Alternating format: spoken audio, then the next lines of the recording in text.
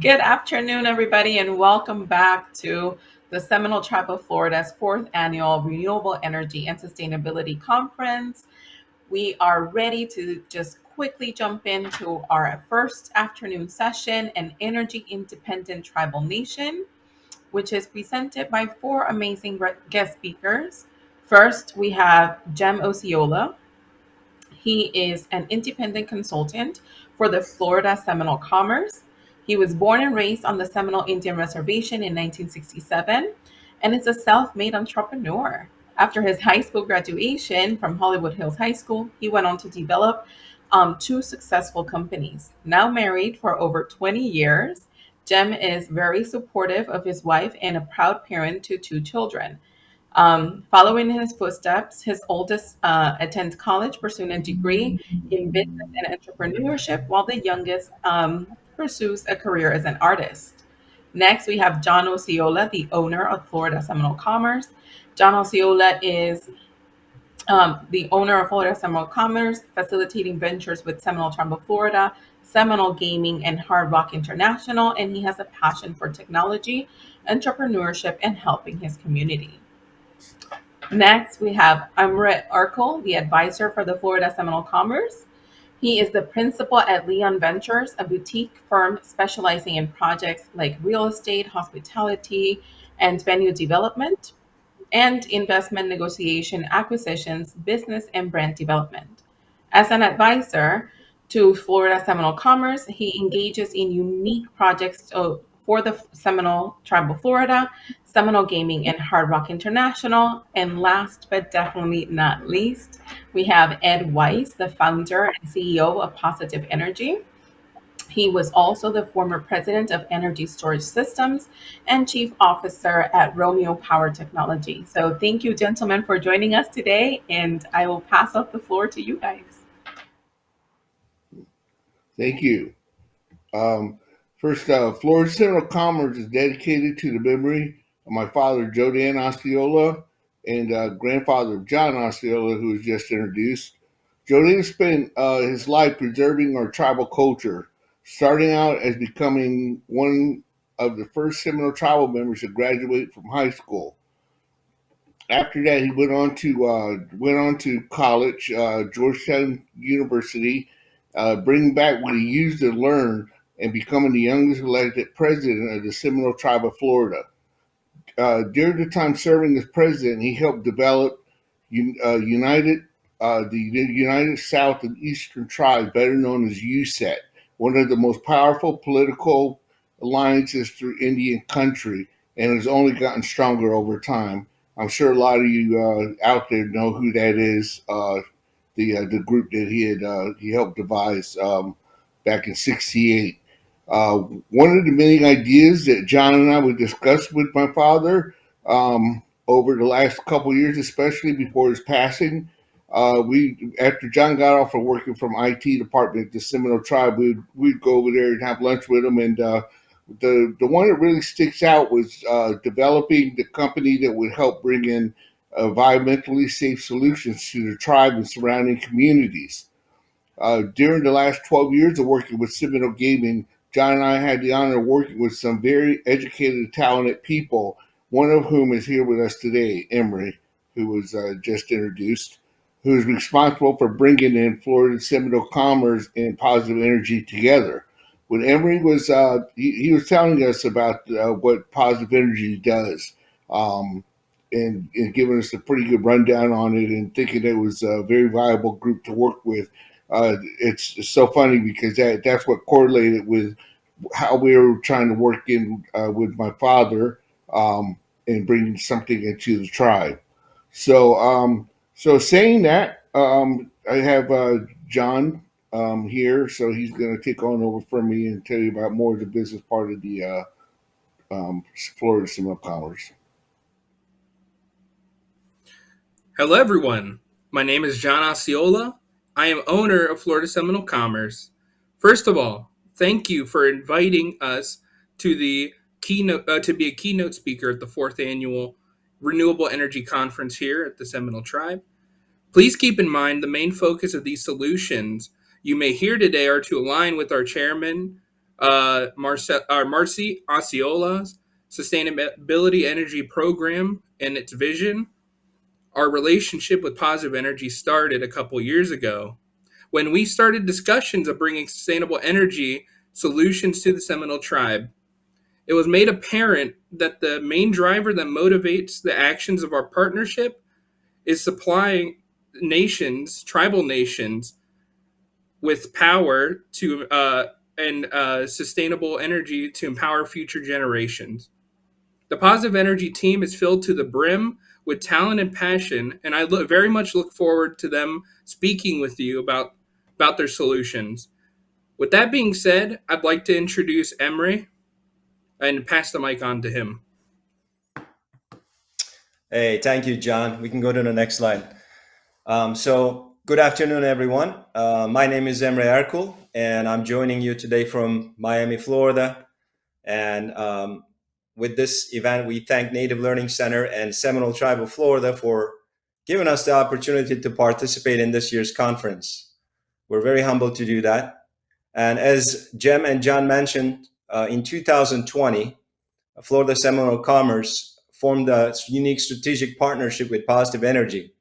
And the main purpose of that partnership was to assist tribal nations and their businesses with the future renewable energy and sustainability projects. We can go to next.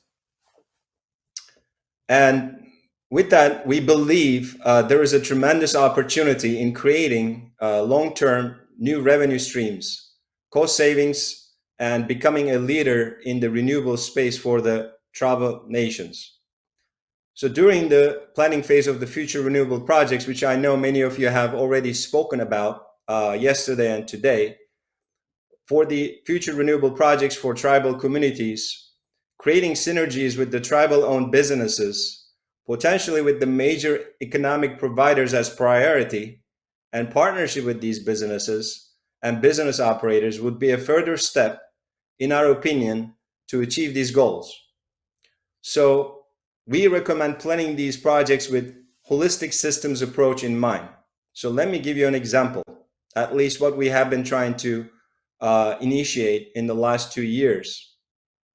So far, we've been in discussions with Seminole Gaming, integrated resorts, and casinos in Florida. And we have been sharing our knowledge and expertise in the stored energy space, in the system architecture and design, the uninterrupted power supply, and EV charging infrastructure and systems for their properties in Florida. In addition, potentially support their current and future business categories that they may add to the business, such as the online sportsbook, iGaming, data and network centers that require frictionless power supplies. We can go to next. And under the holistic systems approach strategy, we believe engaging in several conversations with tribes, like we did with Seminole Tribe of Florida, Hollywood Board, and partnerships team last year, to potentially look at grid solutions to not only support tribal communities, its essential businesses, the housing developments, for instance, for the Seminole Tribe of Florida in Hollywood, Lakeland, Brighton, and Big Cypress, the public works, but also to partner with its current and future commercial businesses, such as the integrated casino resort projects on the Hollywood reservation. To support their activities for these casino and integrated resort properties, their operations, and deliver a superior guest service for their current and future customers. So we believe the grid projects that were mentioned several times during the conference by other speakers, we were very glad to hear their positive experiences with those projects. And at this time, just to further the conversation, I would like to introduce Ed Weiss, the CEO and founder of Positive Energy, to share with us his perspective and the opportunities in the renewable space. Thank you. Thank you, Emre. Thanks for everyone for having us here today. It's a privilege and an honor to be speaking to you on behalf of what we envision for the tribe moving forward. I just want to say at Positive Energy, we started a company to make clean energy accessible to everybody and to make sure that this planet was inhabitable for generations to come. That's what we get out of bed every day to do. We want to make sure that we're constantly providing the most flexible, longest lasting, highest performing, and future proofed energy solutions for everybody. So, with that being said, it's again a complete honor and privilege to be speaking to you all today. Thank you so much for having us. Our vision is really simple, and I think it's been a theme throughout this conference. We want to make sure that we support your vision, and we see this as becoming your own utility, a tribal utility. So for us, it's really controlling your own energy destiny. What does that really mean? And in common speak, it's never have to pay an energy bill again, and never have to worry about a power outage ever again. So we really want to help bring to the table. We believe that our next generation solutions, which we'll talk about at some point, can help you do just that. There is no need or no reason to have the additional outages that we see on an ongoing basis. I live also here in South Florida, and over the weekend we had outages all throughout the day. I didn't understand what happened during the day that we had so many outages. It was just a normal day here in South Florida. Nothing really changed. What changed was the infrastructure in this country isn't ready for the electrification that's about to come, and it was never built to handle our energy needs that we have today. We all know we fight for charging in everywhere that we go. Charge all of our devices, and soon to be our cars, our smart homes, and things of that nature. So we want to make sure we can help you provide the right solutions and make sure they're clean. And the second piece of our mission was to make sure that this planet and your tribal lands are inhabitable for generations to come. That to us is again why we're here today. And the final thing I think that's also important is we believe you could do all of this and also generate additional revenue streams. So that's what we're really excited to talk to you about today. So again, as a high level, why not become your own utility company, right? And we love FP&L and we love NextEra Energy, but there's nothing to say that you couldn't be your own utility moving forward. So that is the vision of this presentation today. We'll go into the next slide. Just again from a high level, is really have you have this advantage of these beautiful tribal lands that as we've heard through other presenters, that could be easily put to task with a microgrid, where in some other locations it might not be possible due to potential challenges with permitting and regulations. So we'd like you to capitalize on that and take advantage of that. And I think when you talk about storing this energy, when the sun's not shining, when the wind's not blowing, how do you store this energy at night? It really comes down to battery technology. And the battery technology has advanced so much over the course of the last several years. We now have the ability to store more energy at a much more reasonable price to make this economically feasible for everyone. So that is kind of what we talk about in the energy space to date. We believe, and we have major endorsements to speak to this. We'll get to in a second, but we believe that our products last longer, they're safer, which I think is critically important. Being around the tribal community and all of the assets that you guys oversee, and quite frankly, they're better for the environment. And we've designed those solutions to make sure that is exactly what we bring to the table. The other thing that we want to make sure is that as you grow your essential community services, we know that you're expanding in residential developments and other tribal-owned businesses. We want to help both on the EV charging and the EV charging infrastructure, as well as the energy storage. We think they go hand in hand together, and we believe that there's a big opportunity to future-proof it, and quite frankly, lead the charge. We look at the difference between a slow charge and a fast charge, and I like to joke about it's like Wi-Fi versus dial-up. And I'm not sure who wants to use dial-up when Wi-Fi is available. And if you can do it with the right government incentives, which we know the DOE talked about earlier, why not? Why not make sure that you're putting out the best technology that's going to last for years to come?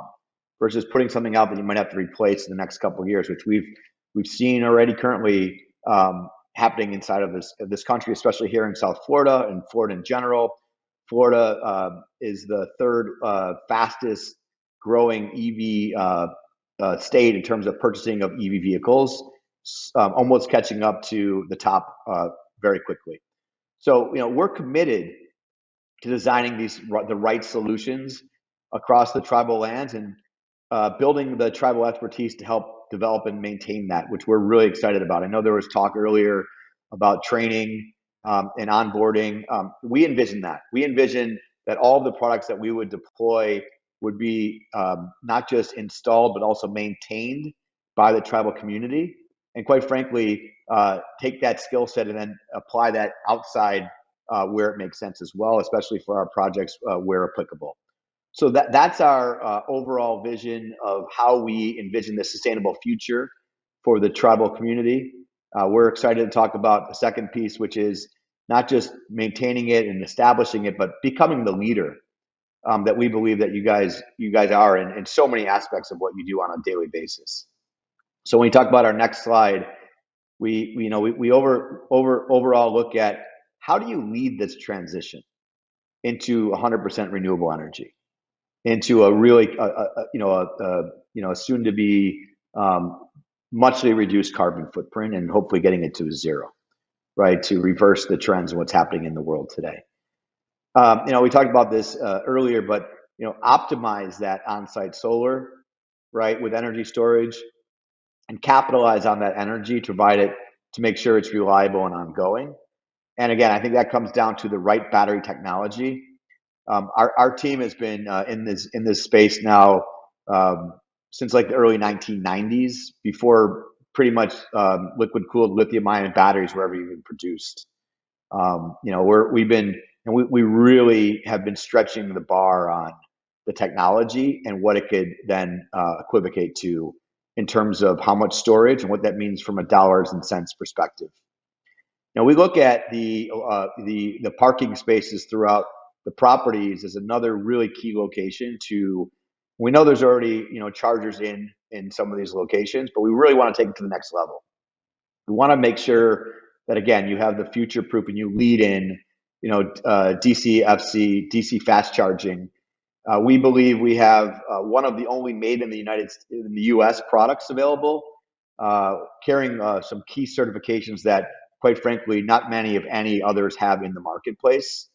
And we think that if you lay in the right energy infrastructure and the right upgrades, you'd be able to put in these level 3 fast chargers to, quite frankly, monetize for all the customers that are coming into the properties and also benefit the tribal community. And by doing that, we think they're going to spend more time in consuming your products, spending more time in obviously in the hotels and venues and things of that nature. But they're going to have a much better experience overall. And if you do it the right way, by potentially putting batteries behind it to offset the energy costs and the potential resiliency issues, we think that's the right 1-2 punch.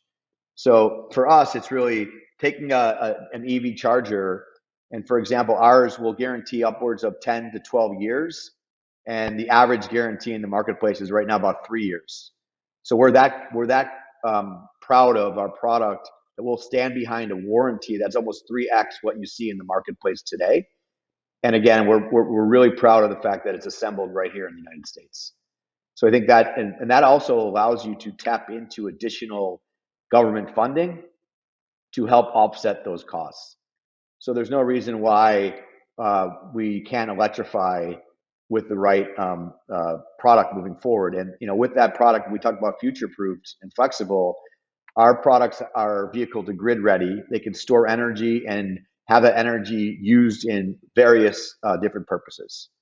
And again, create additional revenue streams. You can imagine driving off the highway and coming into charge and paying for those charges, and then maybe spending some time and spending more money at your location. So there's a lot of different ways that we can do it. We also believe in doing it at the residential side. We know that you're building the properties with that option. We'd like to see that the right solution is put into place. And we want to really bring these as we talk about these advanced technologies, where it makes sense, hopefully throughout the portfolio of, the tribal lands and businesses, obviously Hard Rock and Seminole gaming casinos and other areas, to not just make sure it's the right technology, but to be the leader in the space.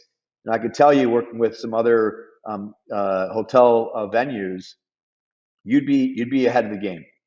And that's what we know, how important the leadership position is, and everything that you do.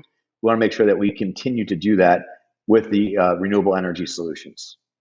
So that's really a high level. We'll get to the next slide and maybe dive a little bit deeper into again, how we future-proof these best-in-class solutions. And EV charging is, as we see all throughout this country, it's happening at a rapid pace. And we know that the big three automakers aren't going to be making fossil fuel cars anymore as early as 2025. They won't make them anymore. Everyone's going to be driving electric cars. And we want to make sure that we're not just ready for today, we're ready for tomorrow. And that's really, really important. As I mentioned earlier, if I had an opportunity back in the day to have Wi-Fi versus dial-up, I would have easily gone with Wi-Fi, right? Regardless of the additional cost that the government's going to help to offset anyway. And we think that's really important. So own that next generation solution that, again, will be powered by the microgrids that we talked about earlier. And that also takes away a big key component of the challenge with electrifying this country, is the infrastructure is not ready for what's about to happen from a electric vehicle perspective. Just to give you a thought about where it's at in Europe right now. Europe sold more electric vehicles this year than they did fuel cars. America's not even close, but they're going to catch up very quickly. And we want to make sure that when that happens in the next year or two, maybe 3, depending on how fast this country can actually put down the right infrastructure, which we hear about almost daily, we want to make sure that we're ready. We're not just ready for today, we're ready for tomorrow with the right solutions. And we believe that there's a major revenue stream attached to it. Right. And for us, that's important, because by doing the right thing, you're also going to be rewarded financially, and also providing everyone what they really want and need as we move forward. So we believe it's really critical to build the right infrastructure to support the growing needs, both on the commercial side as well as on the residential side of the communities, to never have to worry about. We see this all the time. You put a charger in, 2 years later, it's either inoperable or you need to upgrade to a better solution. We don't want to have you do that. We want to put the right solution in from day one. So that's kind of our overall EV charging vision, right? When the time comes, if you want vehicle to grid, you have it. You don't have to use it, but we want to make sure, again, that as you continue to lead the charge in the sustainable world, moving forward in everything that you do, we want to make sure, again, we provide you with those best solutions. And not just that I say they're the best.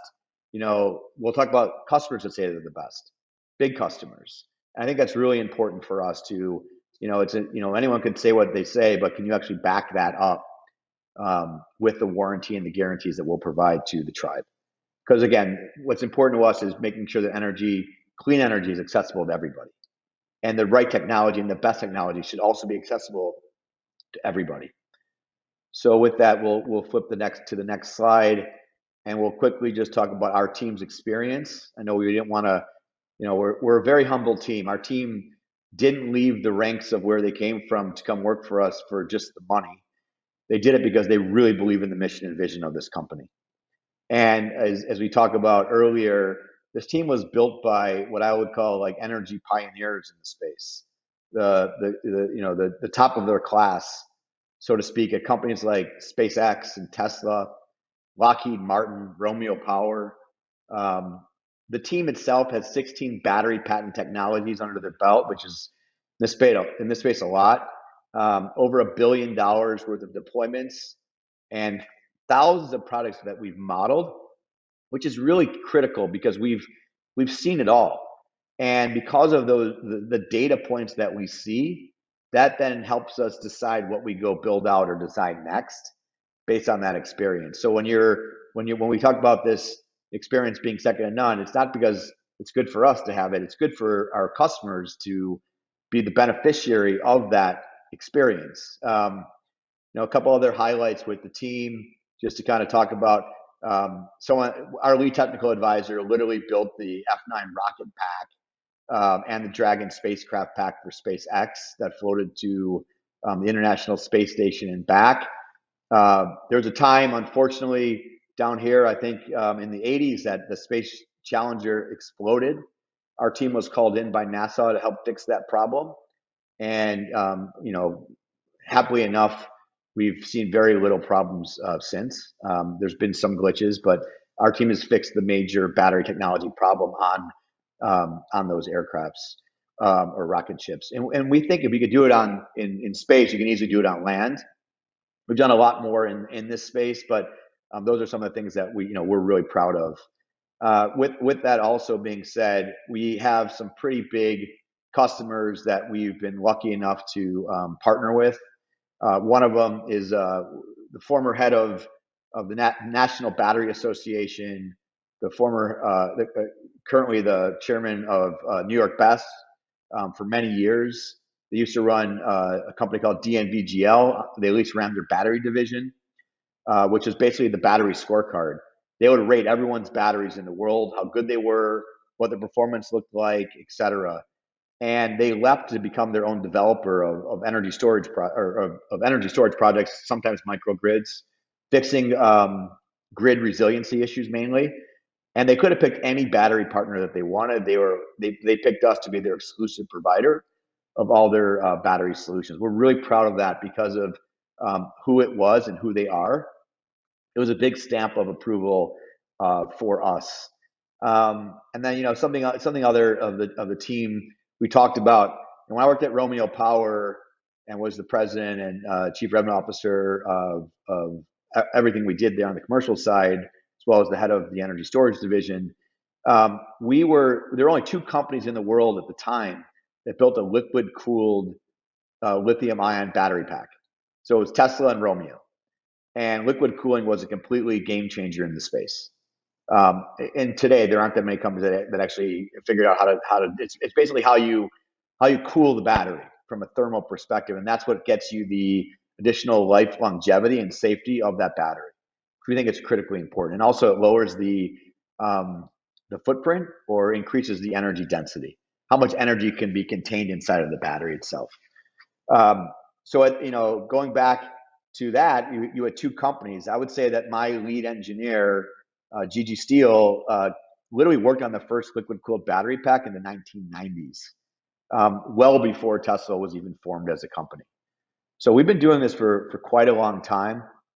We believe that intellectual knowledge is what we're able to bring to the table as we continuously look at what's coming next, right? As we look at like autonomous driving and wireless charging and long-term storage and other technologies like solid state and iron phosphate and zinc. We're looking at everything, and we're literally designing and integrating the right solution for each individual customer and almost customizing it. So as we talked about earlier, flexibility, I think in this space is critically important. And I'm sure some of the other speakers would probably attest to this, that this isn't a one-size-fits-all shoe when it comes to what your needs might be based on a lot of different variables, including the climate, and where you're actually deploying, how much space you have to actually deploy these systems, so on and so forth. So we look at all the different various factors. Usually takes us up to 4 weeks to engineer a solution for an individual customer to model it out proper. Our modeler comes from Tesla and Solar City, where he modeled the majority of their projects in the marketplace. And one other just experiential point to kind of point out, our chief commercial officer who helped commercialize the business at Lockheed Martin in the borough of Manhattan, because of the FDNY fire code, which is the strictest in the United States. There's only been 8 energy storage projects deployed to date. Vincent has personally deployed 4 of those 8. So we come with in the hardest locations in the United States, we've deployed 50% of those projects. So we're really proud of the accolades. And again, it's not a chest beating at all. It's just to say that when we work with the customer, we want to make sure we're giving them the exact solution they need. We don't sell you what we want to sell you. We sell you what you actually need. And quite frankly, we customize to make sure that it's what works best for you. And I think when you look at your various properties, there are a lot of factors that need to be considered as you make those solutions. And then the other thing that's important is to then back that up. We back everything up with a product we call positive care. So it's great that I say all this, and I'm sure my word's probably pretty good, but at the end of the day, we have a third party insurance company, like one of the leaders in the world, that underwrites the policy. They test our solutions, then underwrite a policy and put their stamp on it. We provide you with that policy. So our warranty, our performance guarantee, our financial bankability is all wrapped by a third party saying what Ed said was actually true.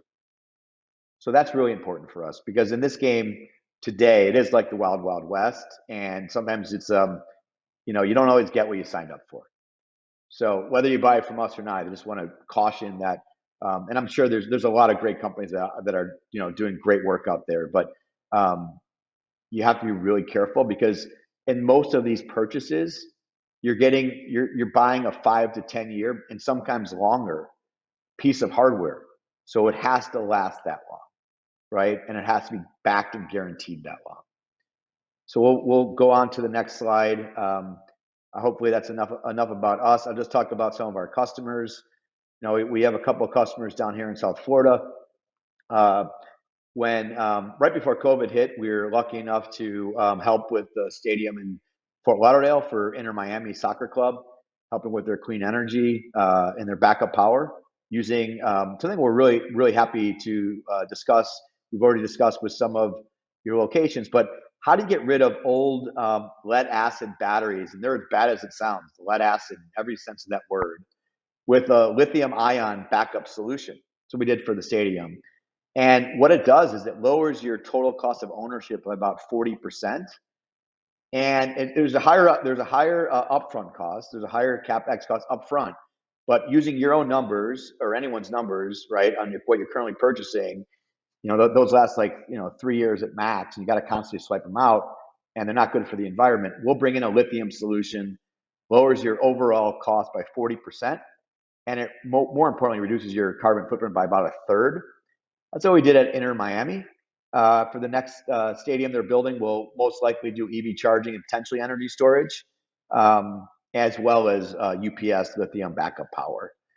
Because we did a good job there, they referred us to Seattle Kraken. We're excited, always happy to get a referral project. We just did their practice facility up in Seattle.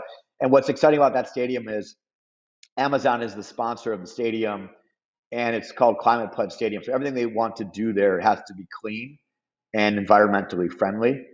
One project I'm really, really proud of is what we're doing at Johns Hopkins University right now. There's 10 labs that are doing really high level research for pandemic cures, cancer research. And you can imagine these are sitting in their high voltage equipment doing this research. And they're sitting in, sometimes in Petri dishes. They're not in a cloud with data that's being stored. So when the energy brownouts or blackouts happen, they literally lose years of research almost instantaneously, because the temperature in the room doesn't stay the same, so on and so forth. So they brought us in to try to help solve their power quality outage problem. And we weren't the first person they called in, but we were the first person that actually solved that problem for them. We should be deploying the overall solution for their 10 buildings. So phase 1 is complete, which was the testing of the solution. Phase 2 will be actually deploying the full solution hopefully sometime this coming year. We mentioned Momentum Partners earlier. Battle Motors is a 75-year-old trucking company that we provide. They're rolling out about 800 electric trucks, class 7 and 8 trucks, so big trucks for a lot of municipalities for waste management is their first set of customers. And on that side, we are doing the EV. We're doing everything from start to finish. So from the site visit to all of the, we look at everything. We look at what does the site need to lay in the right infrastructure. We'll do all those upgrades for them, supply everything that they need. We'll then install the right charging solution. We'll then also provide the operation and maintenance and the warranty and guarantee up to the 10, 12 years we talked about earlier. So that's a pretty exciting, win for us, because we believe it's really helping the communities. Imagine, the municipalities that, as I keep reading now, it's whether it's school buses or police cars or ambulances or garbage trucks. It looks like everything's going to electrify. I think I saw today an article about, we kind of laughed about it, but in all due respect to, I'm from Chicago, so in all due respect from the city of Chicago, they said that by 2040, every bus on the street will be electric. And our team kind of joked about, like, that's a long time, 2040. How about by 2030? Let's bring that in. But that's where the country is going. And then just confidentially on, as we talked about earlier, friends of the family, with our friends at We Love FP&L and NextEra. There's a project that we're helping underserved communities in California with electric school buses. We're likely deploying in, if everything goes everyone's way in the next 16 weeks, EV charging for a project in the state of California with NextEra and Bluebird electric buses that we're really excited about. So that if that's that paper is about to dry, so we want to keep that one on the DL until that does. But we're really proud of that because, again, it's helping provide clean energy access to everybody, providing underserved communities with the right charging infrastructure to help with those electric buses as they roll those out. So that's kind of our, some of the products that we're really proud of that live up to our mission and vision of, why we do what we do on a daily basis. So we'll kind of continue into the next slide. I know we want to save time for Q&A here. So in the final few minutes, as we've heard earlier, we think it's, we love the training that's already started in professionalizing tribe members in what arguably is the fastest growing industry in the country or the world. Those skills are essential. We believe in helping expedite that any way that we can, and really helping the Native Learning Center with anything that we can with our expertise along the way, support the internships and education that has already been ongoing. Hopefully we get to do work together, and we'd love to utilize those professional members to help with all the installation, operation, and maintenance and ongoing, as well as I mentioned earlier, where it might be applicable for positive energy projects. So, that's what we, throughout the U.S. or where it makes sense for those individual members that are learning that trade. And again, helping provide the, decades of experience that we have to add to what is already being thoroughly trained inside of the tribe itself. So that's, I think that's our presentation. We wanted to say super grateful again for being here today and, listening to what our vision is that we believe supports your vision of really providing clean energy and having the tribe become its own utility company as we move forward, and not so many words. So we'll flip the next page and really open it up for some Q&A, if that makes sense. Definitely wonderful. Thank you for that. We do have quite a few questions in the chat. So let me just scroll up here and get to them. The first question that we have comes from Philip Brown. And he says, is this joint partnership going to allow you to help other tribes create their own utilities? I could take that, but I think absolutely we'd love to do it. We'd love to branch out where we can. Yeah, let us know how we can have those conversations. We'd love to engage with that. Beautiful. We have our next question coming from Belvin P, and he says, are you working with any wholesale power marketer? In terms of selling energy back to wholesale markets? Belvin, if you can add some context in the chat, and then we'll circle back down to that question. Sure.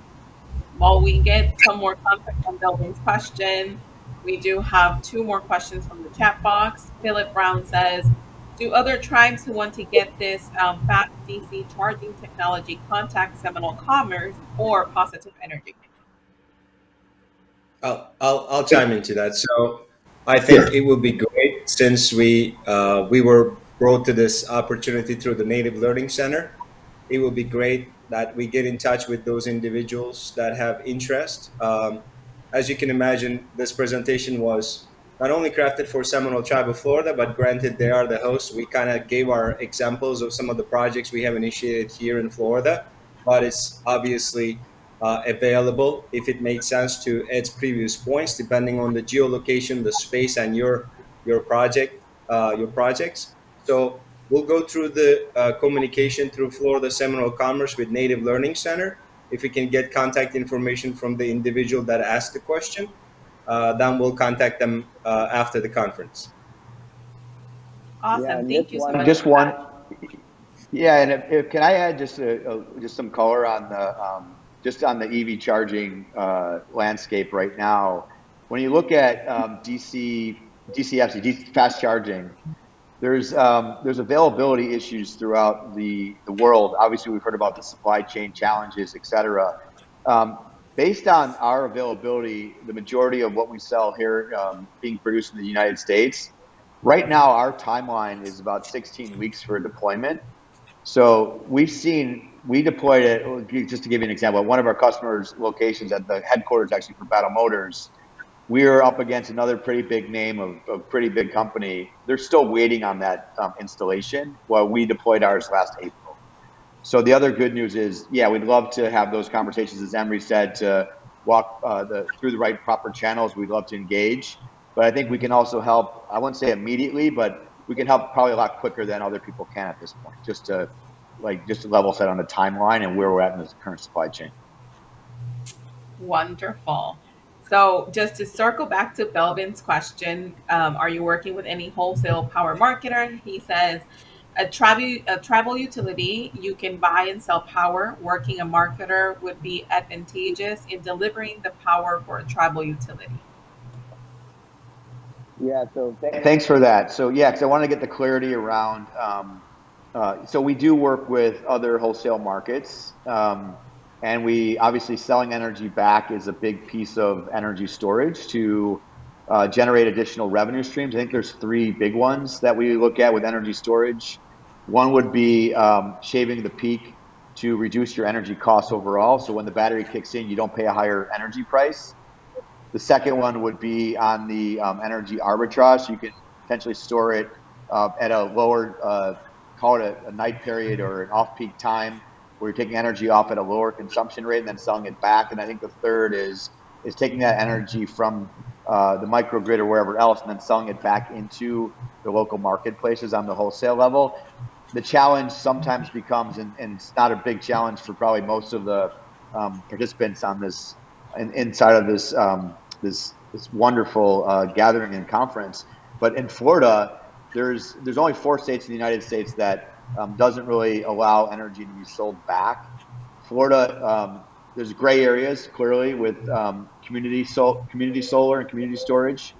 So I think the short answer is absolutely we can do it in every marketplace where it's deregulated properly, and where it's regulated, we just need to look at what the right way to do it legally is to sell back in those markets. It sounds like you already know how to do it, so that's a great thing.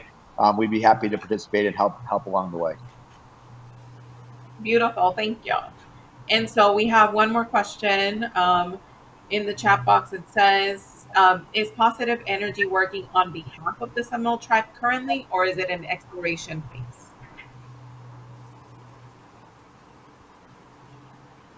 We're in the process. Yeah, we're in the process of exploration. So. Okay. Yeah, beautiful. I would say, yeah. I was gonna say we would love to be working with the tribe. We've been, I think everything takes time, and so we're in the exploration phase. We're hoping we're gonna cross that finish line pretty quickly. Yeah, we would love to. We've been trying now for the last couple of years, and I think we're getting to that close point. So hopefully soon. Yeah, just to add. So as my part, I was trying to correlate between the Seminole tribe and then the tribal nation and the communities as one entity, as well as their businesses. Again, our examples are from South Florida, the the businesses they own and operate, like the Hard Rock and the Seminole casinos. So as John and Jim mentioned, we've been engaging with them for the last 2 years. So we have went through a few scenarios how we could support them with their UPS and backup power solutions. As well as recently, we have engaged with what Ed has been mentioning with the EV charging infrastructure and solutions. So we have 3 of the 6 properties currently that we are going through presentation phase, and hopefully take it to the next level of proposal and a deployment. Again, my point was, since it's geographically, it's within the vicinity of the reservation or on the reservation, it does definitely make sense to incorporate the Seminole tribe in this case. And a great example for other tribes who have a similar opportunity where their businesses like the casinos, hotels, or other commercial businesses are on the reservation, it makes sense to deploy those solutions hand in hand. That's where the synergy and the holistic approach comes, in our opinion, rather than piecemealing where each entity buys their own solution, doesn't really look at the big picture. Our goal is to provide and present that big picture to those 2 entities that operates independently, but they commingle because the ownership goes back to the tribe. So we think it's a much better approach for cost-cutting initiatives and deploying the right solutions at a greater scale rather than piecemealing it for separate properties in this case. So we believe that makes a lot of sense for a long-term goal achievement. So Thank you for that thorough answer. We do have a couple more questions for you guys. So the next one says, how do you guarantee the performance of the battery technology? Yeah, I can take that. So we guarantee it based on the data that our experience over the course of, call it, some of us like 20, 30 years in the space. We then look at the degradation curves, or how the battery degrades over time, loses energy over time based on usage. And then we actually will, in a lab, accelerate that to see when the end of life of the battery will be. And end of life for us is like 70%. So the battery still is good. It's just not where it needs to be from a performance perspective. So that's what we come up with our number. It's a mathematical science equation based on a lot of different variables. Once we get to that, and that model, believe it or not, takes us a long time to do. It's very, very tricky and complicated. But with that's how we talked about earlier. We've modeled over 1,000 projects, so we've seen all the difference where we see them potentially have some room for error. Once we get to that point, we then go and write an insurance policy with some of the leading insurance providers of the world. That policy, they actually will have a third-party diligence team verifying that data that we provided. They'll actually go to and they'll start doing testing on those batteries to make sure that what we're saying is actually accurate. And then that policy will pass on to our end customer. So again, it's beyond our guarantee. You'll have that third-party insurance, which I think it's critical. It's just like, if anything happened to your house, God forbid, you have that piece of paper that you'll have it fixed or replaced almost instantaneously. Great, thank you. And so how do you future-proof your technology? Yeah, so future proofing for us is really done mainly on research and development. So, for example, in one of the projects we just mentioned earlier, I wouldn't say we insisted upon it, but I think we all agreed upon that the solution needed to have vehicle to grid in their EV charging solution. They're not going to use vehicle to grid from day one, but maybe in year 3 they will. So instead of buying a V1G, which is upgradable to vehicle to grid, they'll buy vehicle to grid today. So in 3 years from now, they can actually be future proofed and they can actually use that technology. So we're looking years out and saying, like, we're making our own predictions on when will solid state be here. For example, we work with Emre, which is Bill Gates' company, on technology we love, and we quoted a project for 2024 was the soonest we thought that it'd be readily available on a commercial. That's the soonest we thought it could be readily available to actually bring to our customers. So we're always looking at what's coming next. Like right now, we're talking about wireless charging. We're in market now talking about wireless charging. When autonomous vehicles come, you're not going to have anyone in the cars to actually charge the vehicles. So the cars will then just drive over a wireless charger to then charge. So that's far out there. So we're constantly looking throughout the team and our advisors on when will it, and I think there's a couple of different things just to point out here too that are really important. The first thing is, just because it's available doesn't mean it's commercially available. We've seen this a lot in a lot of the different spaces. So you can make it one time, you can't make it 1,000 times. You can make it one time, but it's not safe. Because everything has to go through vigorous UL certification to make sure that it's safe before clearly you put it inside a building or next to a house or charging a vehicle, etc. So that's that also takes time to commercialize. And then the last piece would be the economics. So we've seen a lot of technologies that might be available in the next couple of years, but aren't even close to making it work financially. So for an example, we've been working with a technology company based in British Columbia on incredible technology. And believe it or not, we had a call with the CEO after about 2 or 3 years of working with them to try to commercialize the product. And he's like, we're going to close up shop. We couldn't make the economics work for with battery costs being where they're at. It just was not cost competitive. So we look at all those different factors as we look at what's coming next.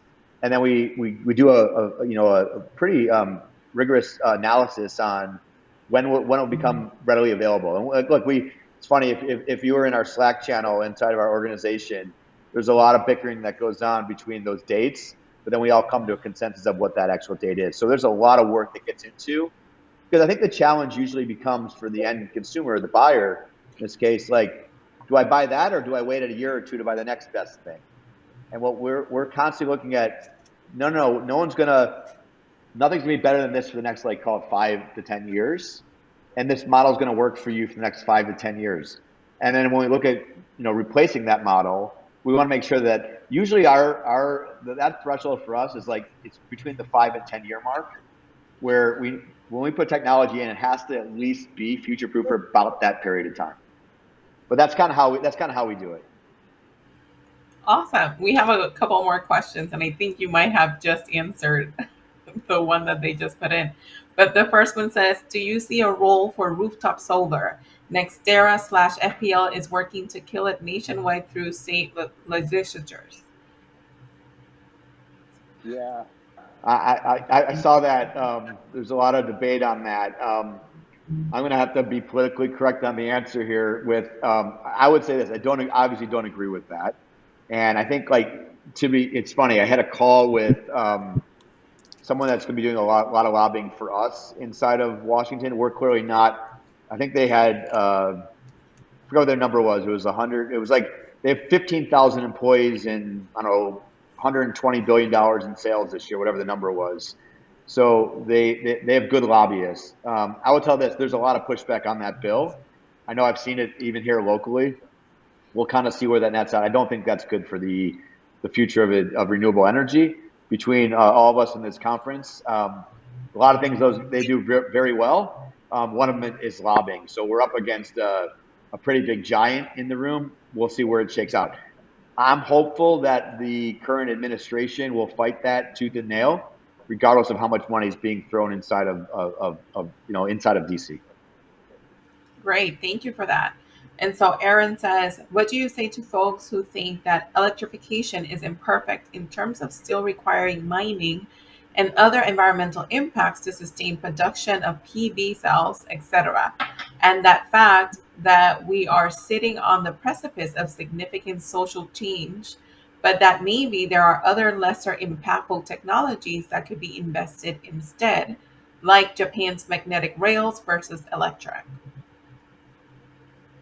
Yeah, I'm not, and that's why we're actually a tech agnostic company at the end of the day. And I think it's a great point. I think we need to be focusing on a whole wide variety of technologies that can help impact our lifestyle. I think when I look at any technology, what we like to look at first is what is the environmental impact on that technology. And if there's a better way to do it, let's look at that too. And with that said, there's a lot of things that we can't get rid of. So we have to be smart about what we do. There's a lot of, as the question mentions, there's a lot of industries that we just can't just say no and just shut down We just need to understand how we balance it, and it's a trick balancing act. I think, if we're all being honest with each other, I believe at least we have a huge carbon problem throughout the world. So if we are going to produce more carbon, which we all do on a daily basis, we just have to make sure we know how to offset it. But that doesn't mean we should exclude other industries or other technologies. Great. And so that brings us to our last couple of questions. Should you pair batteries with EV charging, and why? Absolutely. I love that question. 100%. Here, I'll tell you why. That's like, so we usually will get into a customer conversation. That I love it because, and we'll recommend it. And then and like after maybe 6 months, we're like, oh, what happened to my energy bill? And so what ends up happening is when you put in a whole bunch of fast chargers, your energy costs go up because you're pulling so much energy. Now, if you had a microgrid, you wouldn't have this problem. But if you're buying the energy from, I think the previous question of FP&L or NextEra, you're buying the energy, and we all know the energy costs are rising dramatically. I think mine's up. I get my energy bill every month, and I have to sit down and read it. It's pretty expensive, and I'm like, what happened this month? And there's a rising cost. You're pulling so much energy off the grid to charge these fast chargers or chargers in general, right? That your energy costs go up. I think there was Jigger Shaw, who used to work at Electrify America, said for one DCFC fleet fast charge, energy costs go up about an average of $250,000 per year. Now, if you put a battery behind it and you store energy at night when energy is cheaper, use the battery energy to charge the charger, your energy costs remain flat. So that's the one reason why you should. The second reason you should have a battery is, and I mentioned it earlier, where we had all these. I had a power outage here for several hours, and I'm like, wasn't that hot? It was like a normal afternoon. What happened? Nothing changed in Florida. That all of a sudden we had a big power outage, and it was like a pretty big one. And I live in Aventura in the area. And what ended up happening was it goes into the grid and it's not reliable. So can you imagine you put in these DC fast chargers or chargers in general, and now all of a sudden you can't operate. People can't drive home. You can't operate your fleets. So the battery is a really good backup plan to make sure that you have another way to charge if, God forbid, there's a power failure. So we think like those mainly economic costs, but also for resiliency costs. Highly recommend a battery where it makes sense, for sure. Awesome. So we are coming up at the top of the hour, but we have one last question for you guys.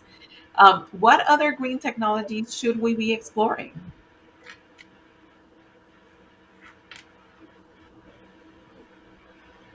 It's a wonderful question. I guess I see the world from like this one lens of there's so many problems right now inside of electrification and energy storage that I look at like energy generation as being like the energy consumption is a huge problem. We have to solve for that. I do think that I don't know the answer, but I would say like my favorites coming up are going to be autonomous vehicles. A big supporter of that. I think that's going to really help with fatalities in unneeded inside of this world. It's going to help with efficiencies. It's going to give us back how much time we get back in our life by not having to do there's just so many benefits there. I think that's a really good technology that's pretty much here right now, which will lead to some futuristic things. But in terms of green technologies, look, I keep my eye on solid state.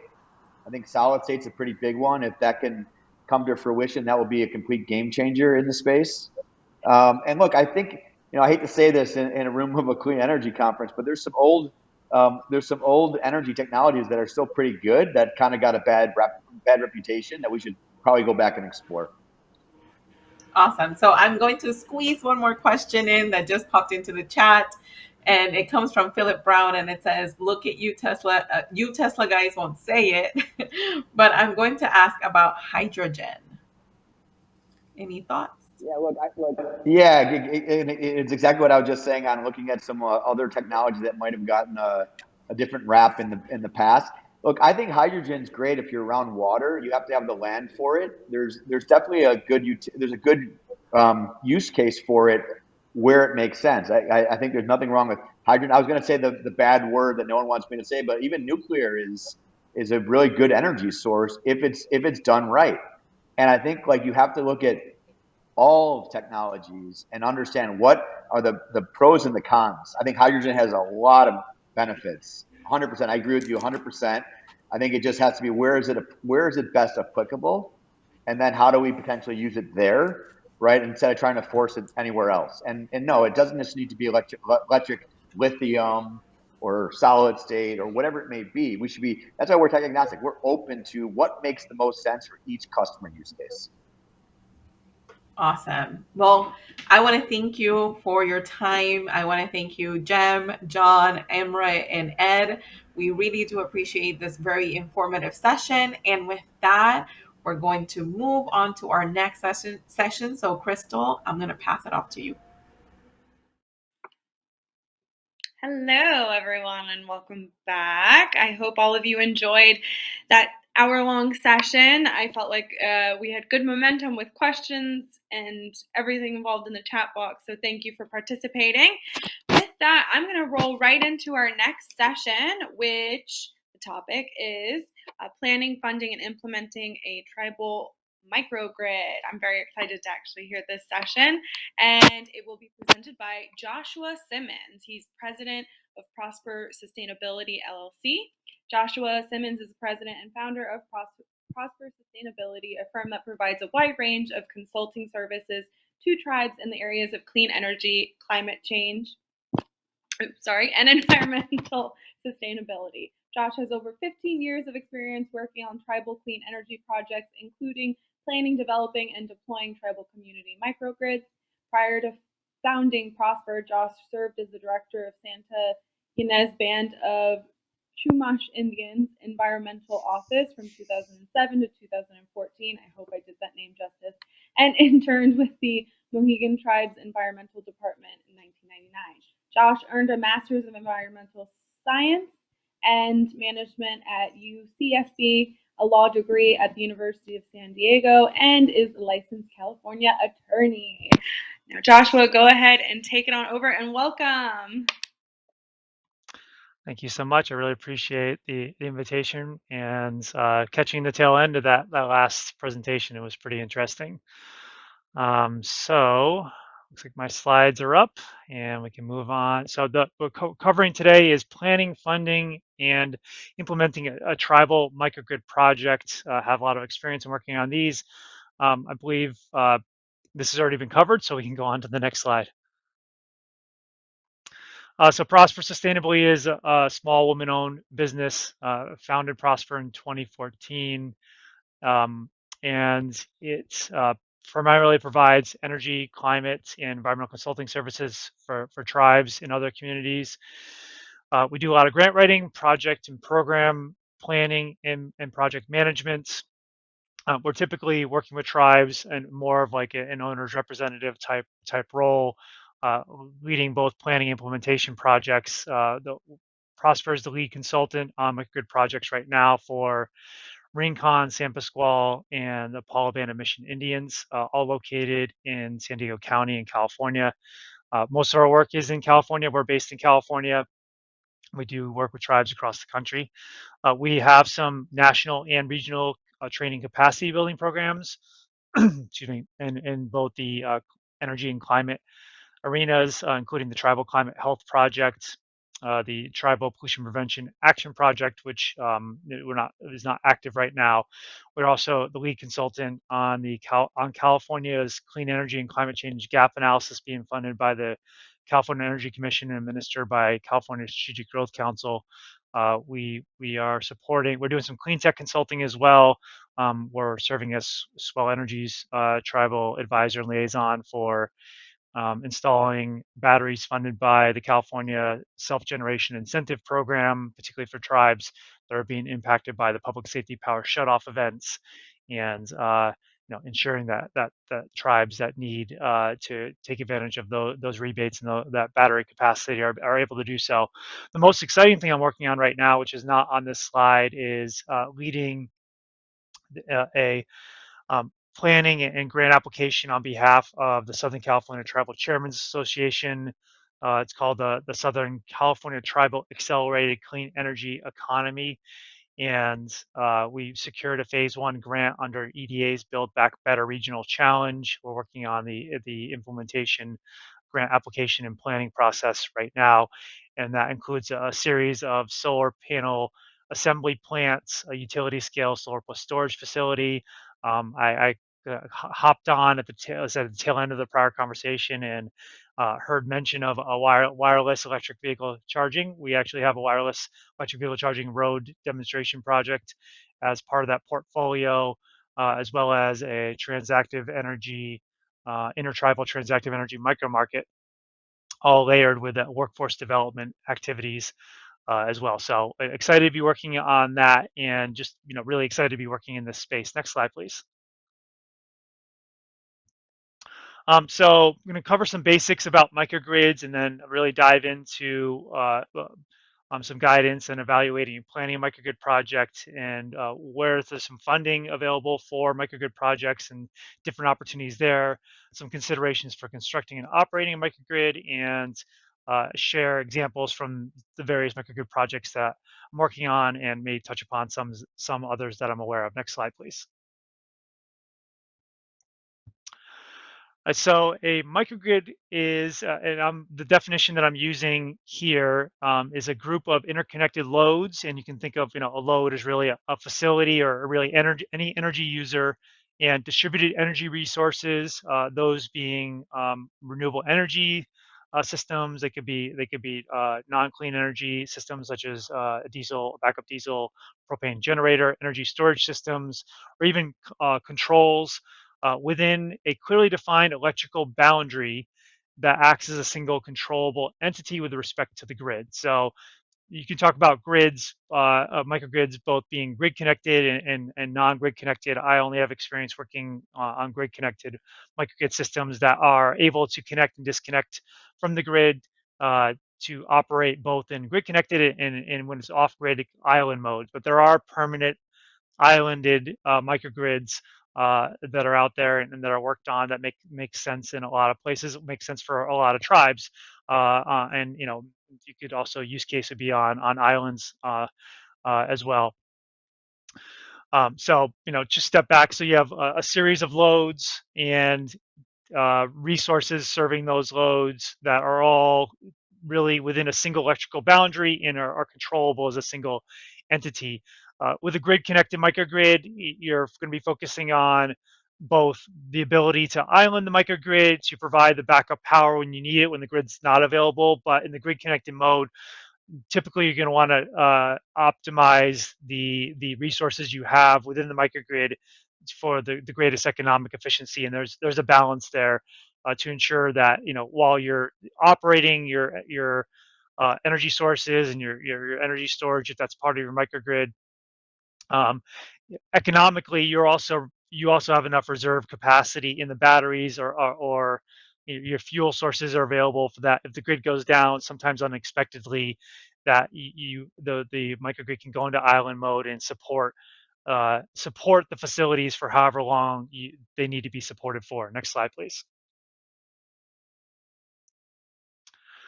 So, this is a model, this is a figure that shows, it's just an example of what a microgrid looks like. So on the left, you have both a series of loads and distributed energy resources. So, I guess the H, could say that's a helipad on top of a hospital, I guess is probably what it's supposed to be, and of a fire station there. And then I don't know if that's a Space Needle or no, water tower. Sorry, that's what that is. Home, fueling station. So just the types of loads that you would likely want to have backup power for. You'd want to have a microgrid to be able to serve really critical essential facilities. There's some distributed energy resources on, maybe some distributed energy resources on those. So you see some solar panels attached to those facilities. Moving over to the right at the bottom, you have some distributed energy resources that may not be attached directly to the facilities, but are wired to the facilities. So fuel cells, energy storage, wind, solar, and then really these are all electrically interconnected and then connected to the grid at a single a single point of interconnection, so that they're being fed by the grid, they're served by the grid when the grid is active, and then when the grid goes down, these facilities remain online as a result of these resources. Next slide, please. Oh, I'm sorry. Next slide. All right, so in considering a microgrid, the first thing you want to determine is what are your related needs, goals, and objectives. Next slide. So what do you need it for? What do you have power supply threats? It likely is going to be the biggest driving force behind your consideration of a microgrid. Uh, what are those threats? Do you have wildfires? Do you have storms? Do you have uh, significant wind events that are always knocking out the power? How long and how frequent are your outages? What are the essential community facilities, or what is the what are the essential loads that you need power for? And do these facilities have backup power right now, and at what capacity is that carrying you through the grid outages that you may be experiencing? Next slide. So this is a picture that I received, I think, from an earlier DOE presentation in the year. That this is actually at Paula, and we're working on them with the microgrid project right now. And I think this was less than a year ago, where the environmental director over there just texted me a picture of Gregory Mountain on fire. And this is if you're in Southern California, wildfire threat is ever present, and it's even more so present when you're facing grid outages. Most of the tribes located in California, throughout California, in rural areas, are subject to these outages that are occurring. That there's de-energization of the grid that's occurring, that are shutting down their entire communities, sometimes for days and even weeks, just to avoid wildfires actually occurring. So winds pick up, it's dry out, and the utilities don't want to, start a wildfire. They don't want to assume the liability and responsibility of having started a wildfire. You may have heard about Pacific Gas and Electric, and their electrical lines causing the wildfire, and the liability that they're being subject to. And so, we're seeing these outages occurring more frequently and for longer duration. Next slide, please. For the San Pasqual Band of Mission Indians, located fairly close to Paula, this is just an example of some earlier major fires that affected the reservation, affected really all the tribes in this area, that led to significant grid outages. And these types of fires were threatening the reservation itself. So the microgrids themselves would have been under threat if they had been installed, but the power outages were occurring in advance of this as well. Next slide, please. So, I'm going to focus mainly in kind of weaving through the process of planning a microgrid on the San Pasqual Band of Mission Indians microgrid. That the microgrid itself is up and operational. I believe it's if it's not fully commissioned, it's about to be fully commissioned. They haven't done a ribbon cutting ceremony. They are going to send a broad invite for anybody that wants to go out there and see it, and you'll learn more about their project as I move through these slides. But the main driving force for the microgrid that we worked with them to install was wildfire and high winds and de-energization. Those are all go hand in hand. They do experience storms as well. The storms seem to be becoming more extreme. They occur less frequently, and they with greater intensity. They can lead to things like mudslides, also just wind, flooding, are creating outages. There can be planned outages and also accidents that are resulting in outages that can be minutes to hours to days, and they're losing productivity, revenues at facilities, equipment can be damaged, and then really their facilities, the essential government facilities for this project, are unavailable or have limited availability, and we're relying upon just propane backup generators that were distributed throughout, not covering all facilities, and that had limited fuel storage. Next slide, please. So their primary goal for installing the microgrid, their microgrid for their government campus is maintaining electric power during outages. A pretty close second for the microgrid was to reduce their electricity costs. And also an important goal of theirs was to environmental, to achieve 100% renewable energy, have the facility be net zero and reduce greenhouse gas and other air pollutant emissions. Next slide, please.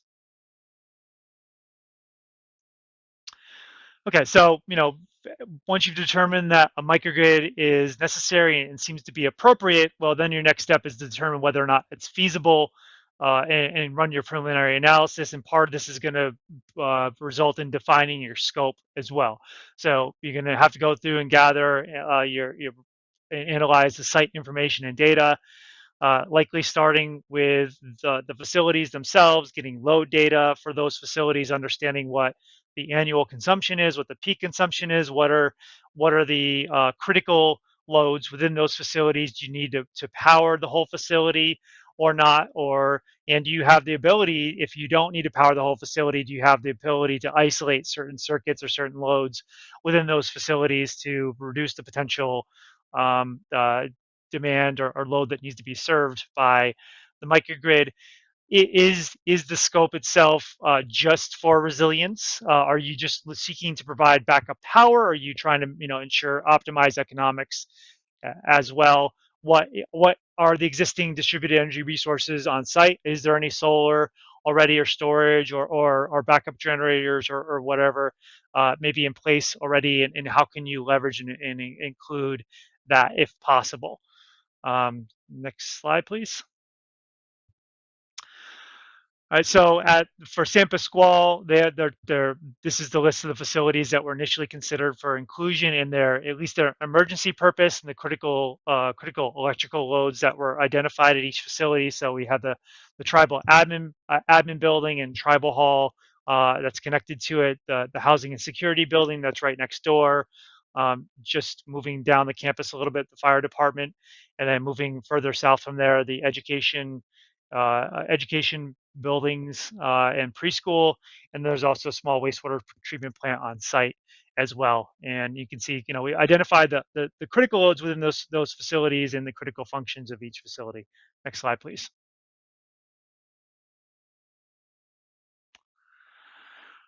So the initial design for the San Pasqual microgrid intended to be a net zero facility, offset the maximum amount of solar, accounting for any future potential load growth as well. So it was initially sized to a 160 kilowatt hour DC solar PV system of new solar capacity.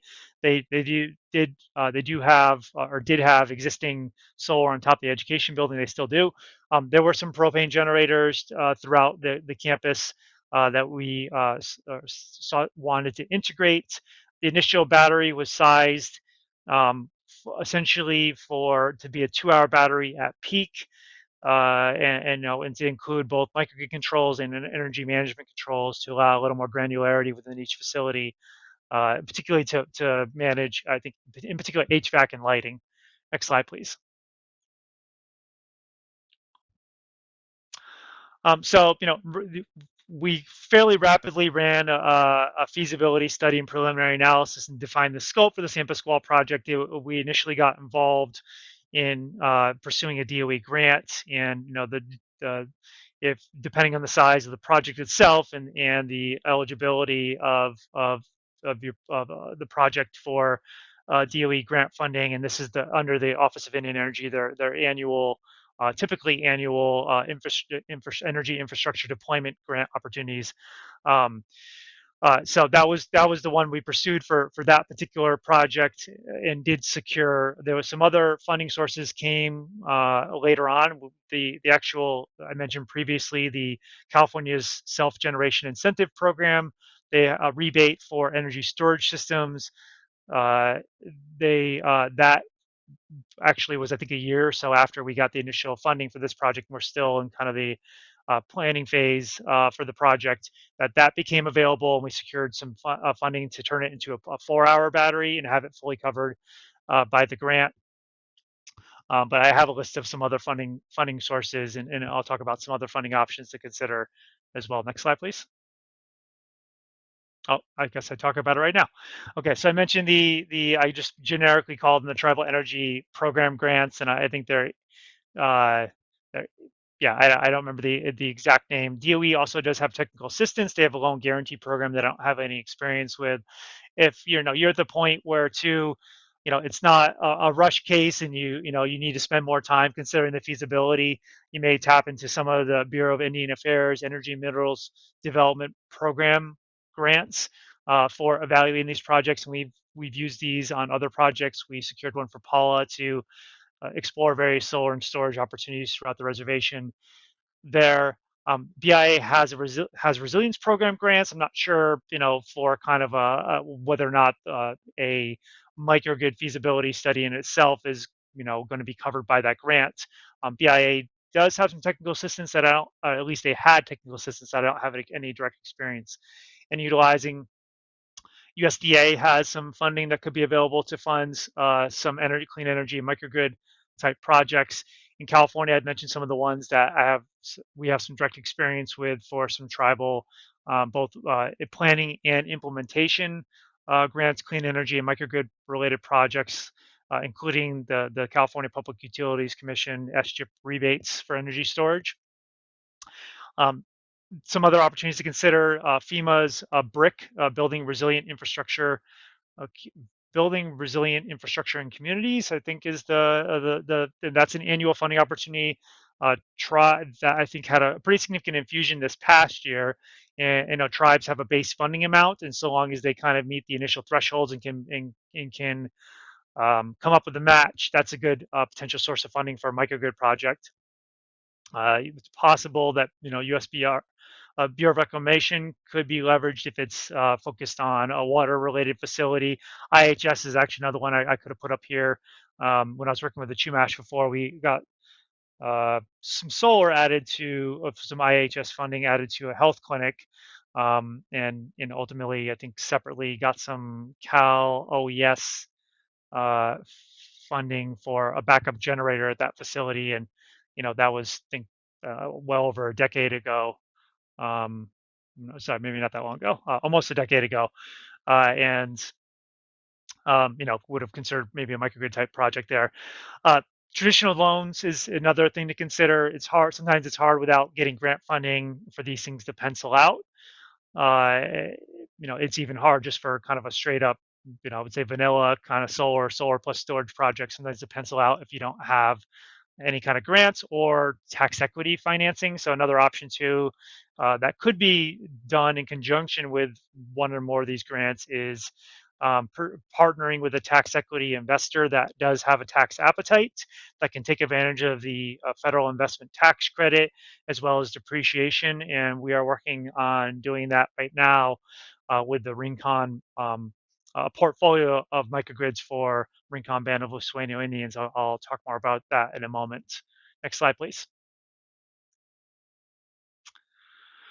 Okay, so I think I have two bullets here. So once you secure your funding, likely then you have a line of sight on where your funding is. You'll begin your microgrid procurement if you've deemed the project to be feasible, then secured your funding, or at least know where the funding is going to come from. I provided a link to the RFP release for the San Pasqual project. There's kind of different approaches you could take here. You could hire somebody to design the microgrid and then hire somebody else to construct it. I think it tends to make more sense to have it be a design, a full kind of EPC type approach where you use the single contractor design and engineer the project. Depending on the complexity of the microgrid, you may want to break it up into phases on the Rincon project. Because of the complexity of the microgrid, including multiple forms of energy storage, we currently have a development engineering contract with PowerFlex, which is a subsidiary of EDF, and ultimately would seek to likely have PowerFlex be the developer for the system itself. But they're just there's a lot to be sorted out before we could get to the point of having, say, a fixed price contract or just a contract to construct the microgrid itself. So then, if you've done your procurement either as a single project, a single design build, or maybe a two-phase approach where you do initial design and engineering, and then perhaps you really do a second procurement for the actual construction. Again, ideally using the same firm, but it's not necessarily required. You could hire a firm to be more on the owner's rep side, do 30% design, and then continue to serve in that owner's representative type role, which I, think you're going to want really for any microgrid project. You really want somebody on your side with expertise to really kind of make sure the project's being steered in the direction the tribe wants it to go, as opposed to being steered by the contractor who's building it and installing it, and they're trying to kind of do what works best for them, for their bottom line, what's easiest for them that may not necessarily be achieving the goals of the tribe. But so, either way, you then would move into the design and engineering phase, begin initiating the permitting. You probably would have identified some of the permitting requirements in the feasibility stage, as well as the interconnection requirements as well. But you want to get those going. There can be a significant lead time on interconnection itself. The earlier you can get the interconnection application going, the better. We're finding in California and the projects we're working in the San Diego gas and electric territory that these things are taking a year or more to go through interconnection studies and the process to actually be approved. It can be a year, it can be two, it can be more, depending on the complexity of the project. And that's not even just including environmental. Next slide, please. So here is the conceptual design for the San Pasqual Tribal Government Complex Microgrid project. I probably have more kind of final detailed design drawings somewhere, but it probably gives as good of a sense as anything. So building number one up there is the admin building and the tribal hall. So there's actually two separate meters, why there's 1 and 2. There is, let's see, there was an existing propane tank there for the kitchen. I believe that's the generator was over there as well. So the building just south of that is the housing and tribal security building. Moving east, you have the fire station. There's two buildings down there. There's the training complex, which is more north, and I think the kind of metal roof looking building kind of in that cluster there, the westmost in that little central cluster right there. So those were evaluated. Those were determined to not be included as not necessarily as being a training facility, not essential. And there are some plans to potentially move that facility as well. So when you're going through the feasibility planning phase of this, you definitely want to understand what is the future of these buildings. You don't really want to be building any clean energy system to serve buildings that may not be moved. But for microgrid, you don't want to include more than you really need to. So then moving east, you see there's the main education building with the solar on top, and there's 2 meters there for 2 parts of the building. Moving all the way over to the east, where 7 is. 7 is located between just northwest of that 7 is the preschool building, and then just southeast of that is the wastewater treatment plant. And so, this was again kind of a fairly rough sketch, including where the undergrounding of the lines would go. I think it generally followed this pattern. Obviously, the building cable runs didn't really look like that. But they went underground underneath some of the roadways as opposed to trenching through them. And just kind of give you an idea, there's the new solar, the existing solar, the existing propane tank that actually had available for cooking and heating and cooling, was also as kind of a backup source in addition to a new propane tank. There were some electric vehicle charging stations were involved that also increased the load that we sized the PV to. But fully undergrounded, I mean, I think you really, with microgrid, particularly if you have wildfire threat and wind, you want the system to be as resilient as possible. So you want to underground all your lines. These were all separate meters that were consolidated into a single master meter and for a single point of interconnection. That I'm not sure if that's exactly where the interconnection occurred. I think it actually maybe is more the bend between 3 and 4. But give you a sense of the site and the project, and that's fairly representative. Next slide, please.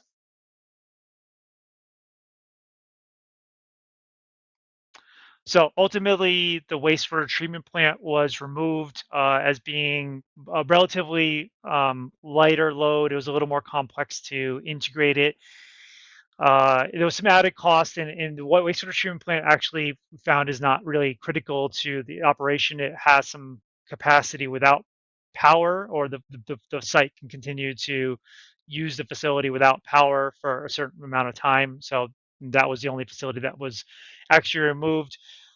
We found that it, really for both economic and resilience purposes, and just controllability, lack of controllability, like most of these buildings didn't have any sophisticated controls. I think the most sophisticated controls available were Nest thermostats that had just been installed in the tribal, some parts of the tribal admin building and the tribal hall, but all the other buildings just had kind of traditional thermostats and just kind of typical, lighting switches.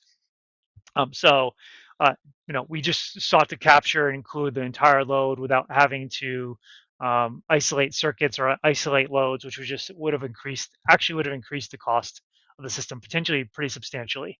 Next slide. So ultimately, in running the advanced engineering of the project, the PV the sizing got increased. I mentioned the increasing the size of the actual battery capacity. The battery power went from 150 to 120, but became a 4-hour battery. It was sized that way to optimize cost, and also, we found in analyzing the peaks that the peaks themselves were really more very adequately covered by 120 kW battery. The kind of full facility peak itself, that I think got up to 140 or so, was fairly rare, and it wasn't really anticipated to be something that was needed to be covered during outages. And then in adding the electric vehicle charging stations, I think there was a separate incentive program through California for these that the San Pasqual secured and wanted to add within the facility and to the campus as well. Next slide, please. Oh, and then I guess the energy management controls. We initially were thinking about something more sophisticated. We ended up that we were just going to add Nest thermostats throughout the rest of the buildings to have a little more controllability over the HVAC loads, to hopefully make sure that when the power goes out, this was not set up to be a seamless a microgrid where the power goes out, that the power does go out briefly and then it comes back on. So UPS units are still necessary for critical facilities. You can get microgrids that are seamless, that you won't even see a flicker, but they can be pretty costly. And so in this case, just the bare minimum that we thought we could do cost effectively was install Nest thermostats to have some controllability, to hopefully prevent the HVAC from all turning on and ramping up at the same time when the microgrid comes on, which would effectively probably possibly cause a peak that could shut the microgrid down. So that's one thing to kind of consider and manage is what's going to be that inrush current. If you power everything down, if you're going to have an outage, if your microgrid's not seamless, and if it turns on and it's the middle of the summer, is all of your HVAC going to turn on, or is there going to be some huge load that all ramps up all at the same time that maybe that the microgrid system may not be able to fully handle? How can you manage those loads to ramp up in a way that will allow the system to not have issues when it comes on? Next slide, please. Okay, so then get through the design and engineering phase to 30, 60, 90%, and then 100% design, and then proceed into the construction phase of the project, which also the procurement phase, also your procurement of the design build contractor or engineering procurement construction firm. That firm is going to have some lead time in procuring equipment as well. So those are if you're considering timelines, these projects never happen as fast as you initially want, even when you're being conservative off the bat, there's always inevitably things that occur, things that are outside of control. There might be some things associated with permitting and approvals that it could take longer. If you're connecting with the utility, that inevitably always takes longer. A pandemic occurs in the middle of your project, which makes things and affects the supply chain, global supply chain. So you can't get things that you were otherwise expecting to get within a reasonable time, or they're way more expensive, or shipping became extremely expensive. So anyway, so then hopefully you get the point where you have the assets you need, to the materials, the supplies, the equipment to begin construction. You complete the construction within a timely manner. It's important to ensure that in the design phase that you have a construction plan. You're really on the same page with the contractor. You're working with you're making sure that those on site are aware of what's going on.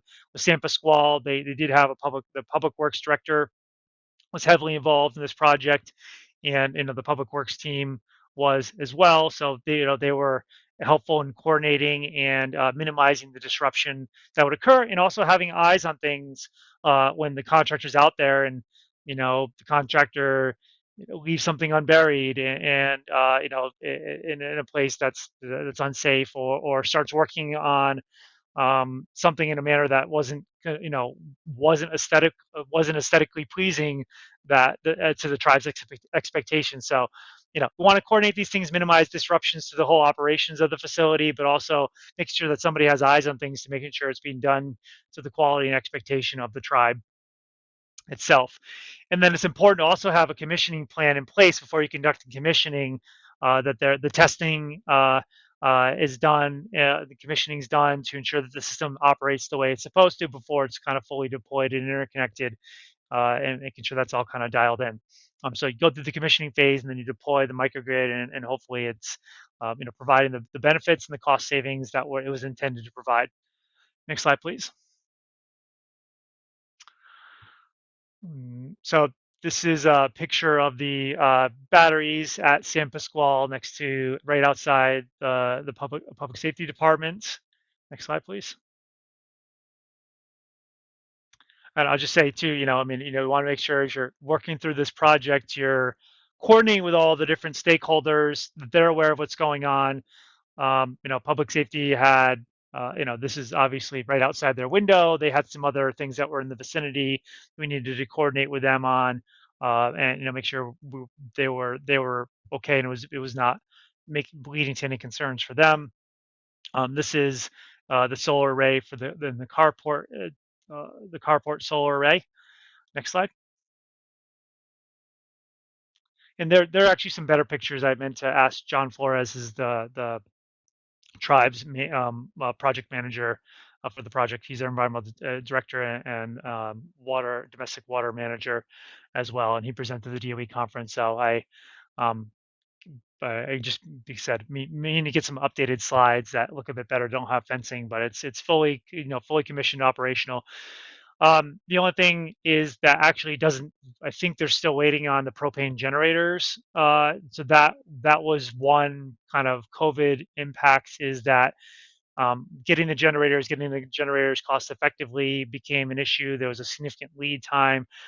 There was actually, I think there was a few different things with the generators that led to some issues.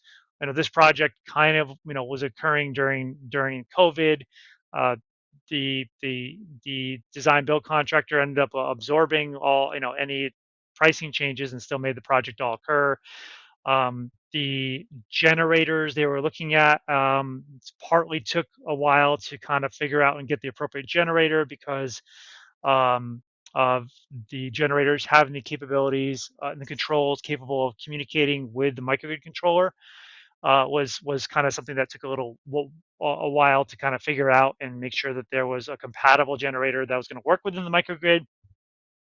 And then once that was determined, then the lead time of getting the generators, the cost, and then the lead time of getting them was longer. So I believe I don't know the exact timing, but otherwise the microgrid solar and storage is up and fully operational.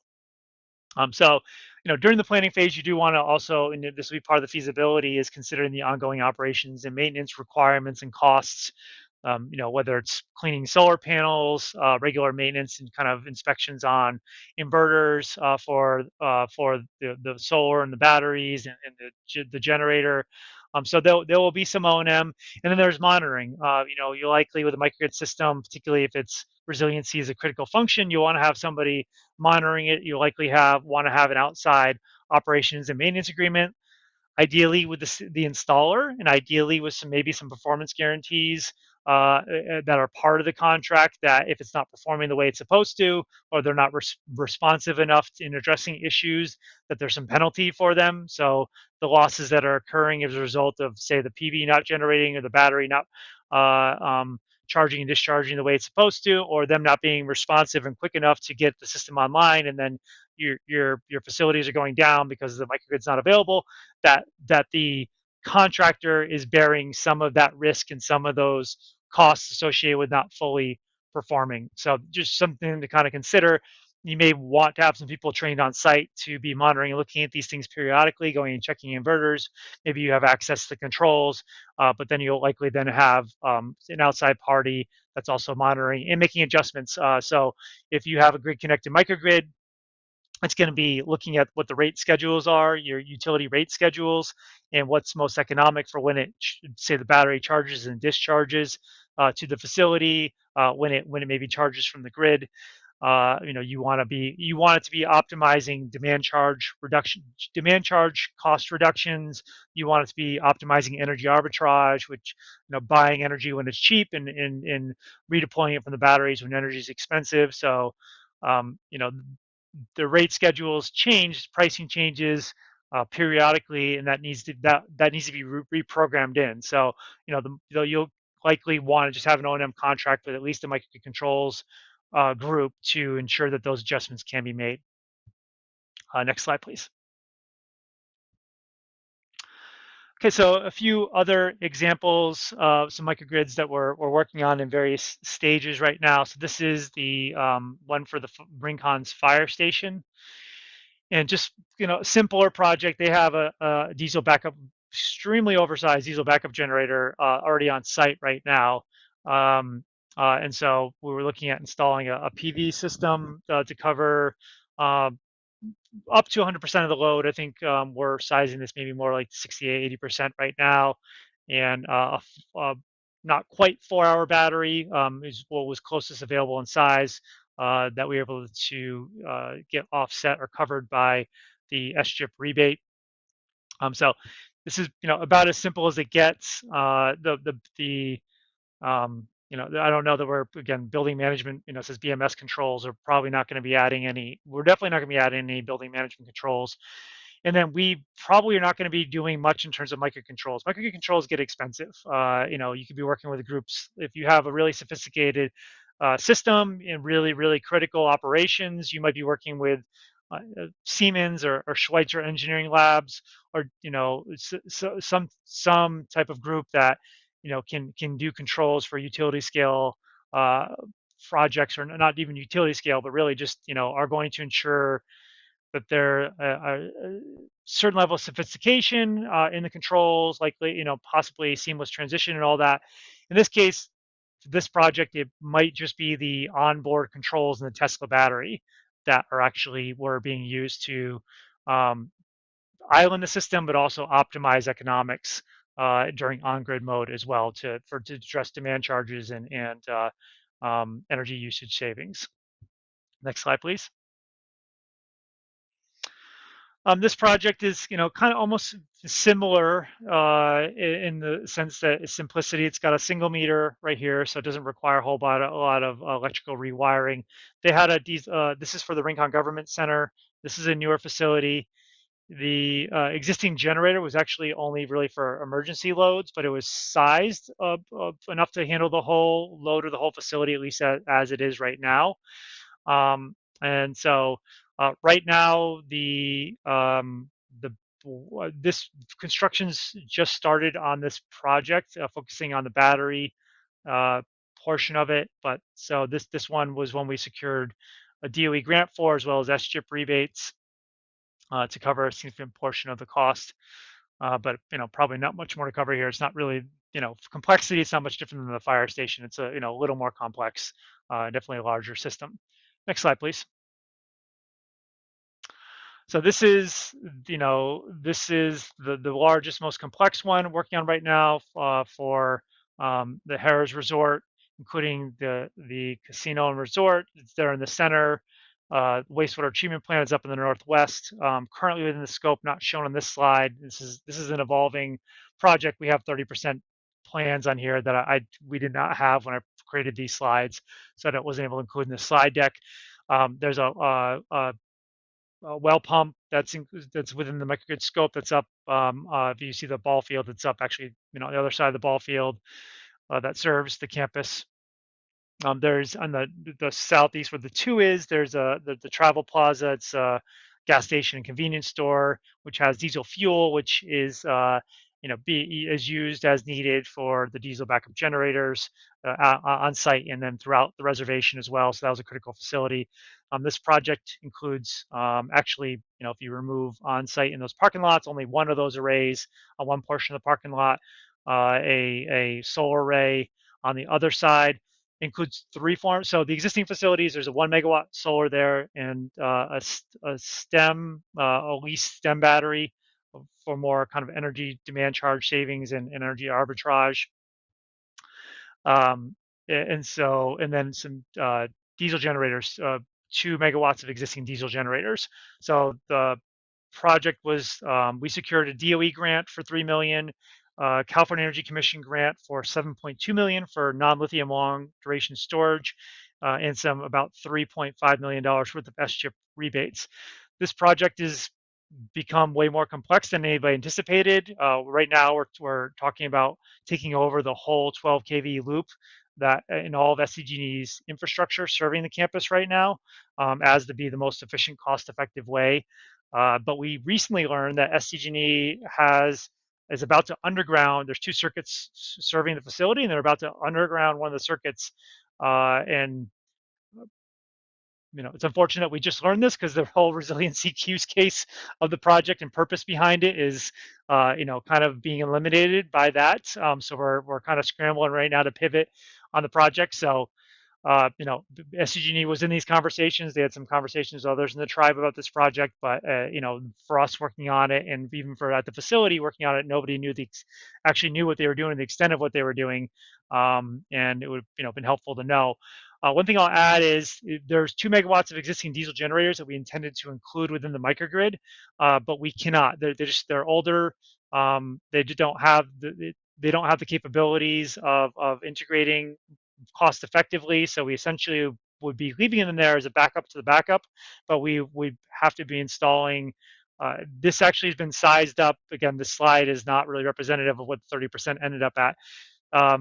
We ended up sizing up lithium ion to a 4.5 megawatt 2-hour battery. The diesel generator is up to 4 megawatts. To the lithium ion is kind of to allow seamless transition, where the flow and the flywheel couldn't do that.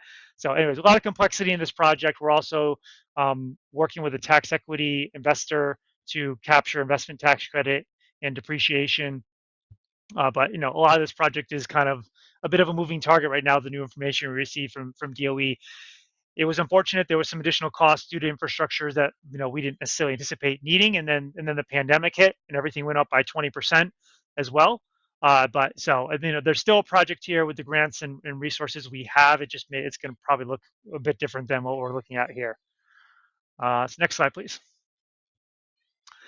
Finally, there's a series of, solar plus storage backup facilities that we got funded through to DOE at Paula as well. And we're, initial phases, we secured SCHIP battery rebates for a lot of these facilities, and then secured the DOE grant to add solar and, have them be integrated with any existing diesel generators as well at each of these facilities. And again, that may have its own complications of whether the diesels are going to be compatible or not.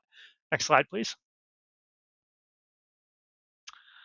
Okay, so that was a lot, and I kind of just scratched the surface with it all. Happy to take any questions. Thank you, Joshua. Definitely appreciate you and the time that you took to do today's presentation.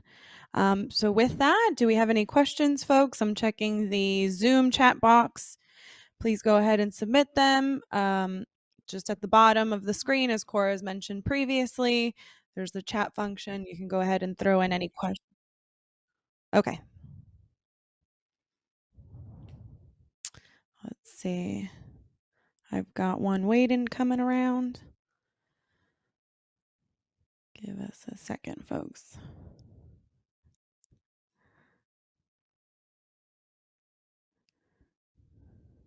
Oh, there we go. All right.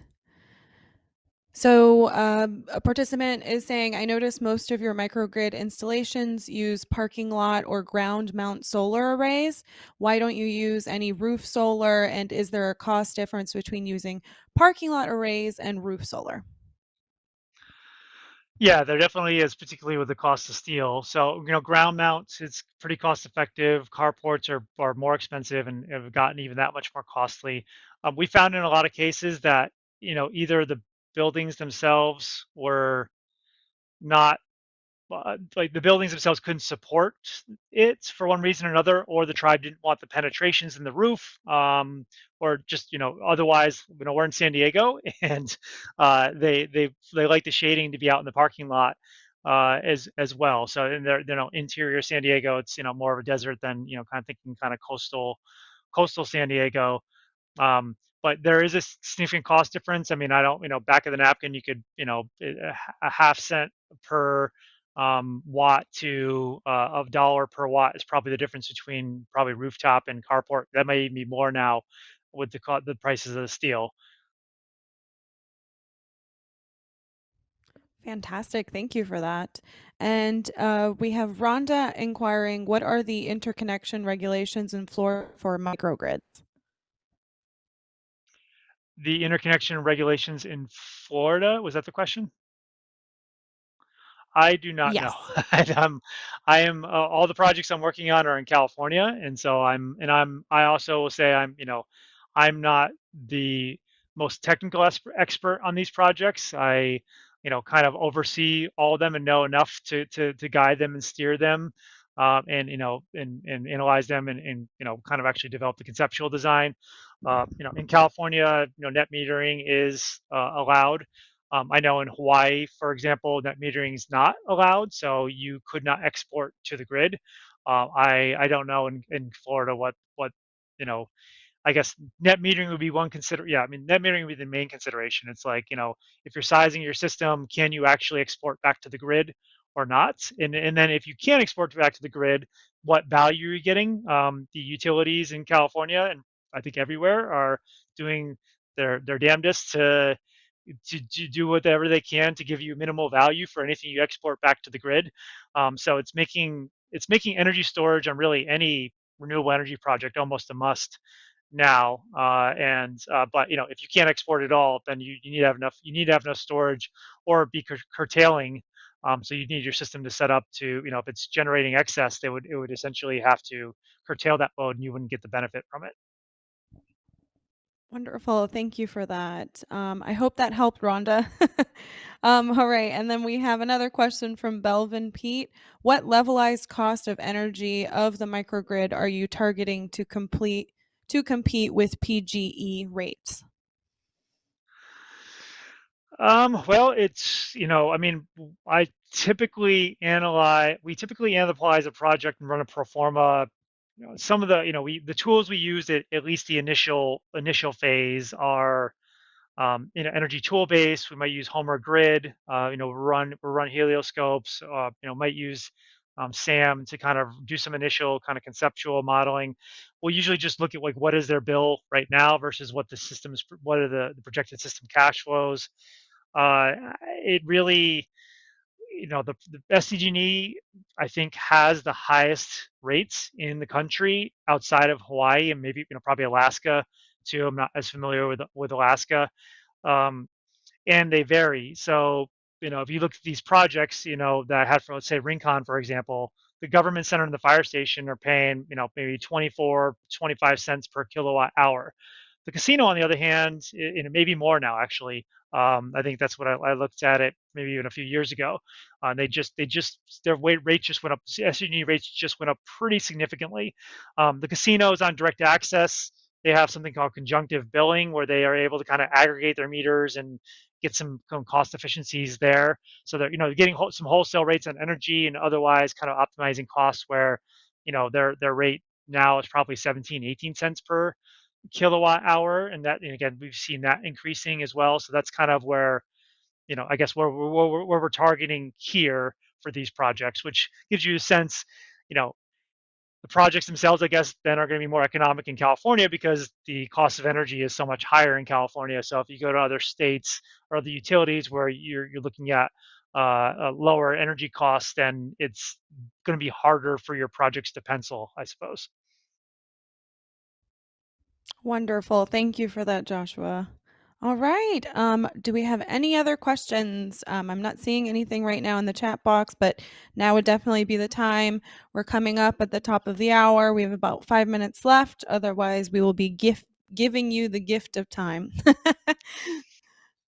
Okay, we'll go ahead and plug in Joshua's contact information as well. I'll get Cora to do that for me. Because we take turns as we go in the background as we facilitate.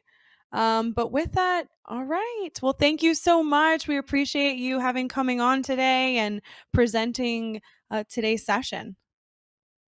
Yeah, and hopefully next year I'll plug it in the chat right now too. I'm not sure if you see it, but hopefully next year maybe I come back and share about the EDA Build Back Better. Hopefully we're successful in getting an implementation grant, and we're working on something that's going to be really exciting for 25 tribes in Southern California, and something that hopefully is replicable for tribes throughout the country. And thank you so much for having me. Thank you, everybody, and feel free to reach out. Thank you. Thank you. All right, folks. Well, that was it for that session. We are going to be taking a little bit longer than a 15-minute break, 19 minutes, I suppose. And from there, we will pick right back up again. So come back to us at 3:15 Eastern Standard Time. Thanks so much.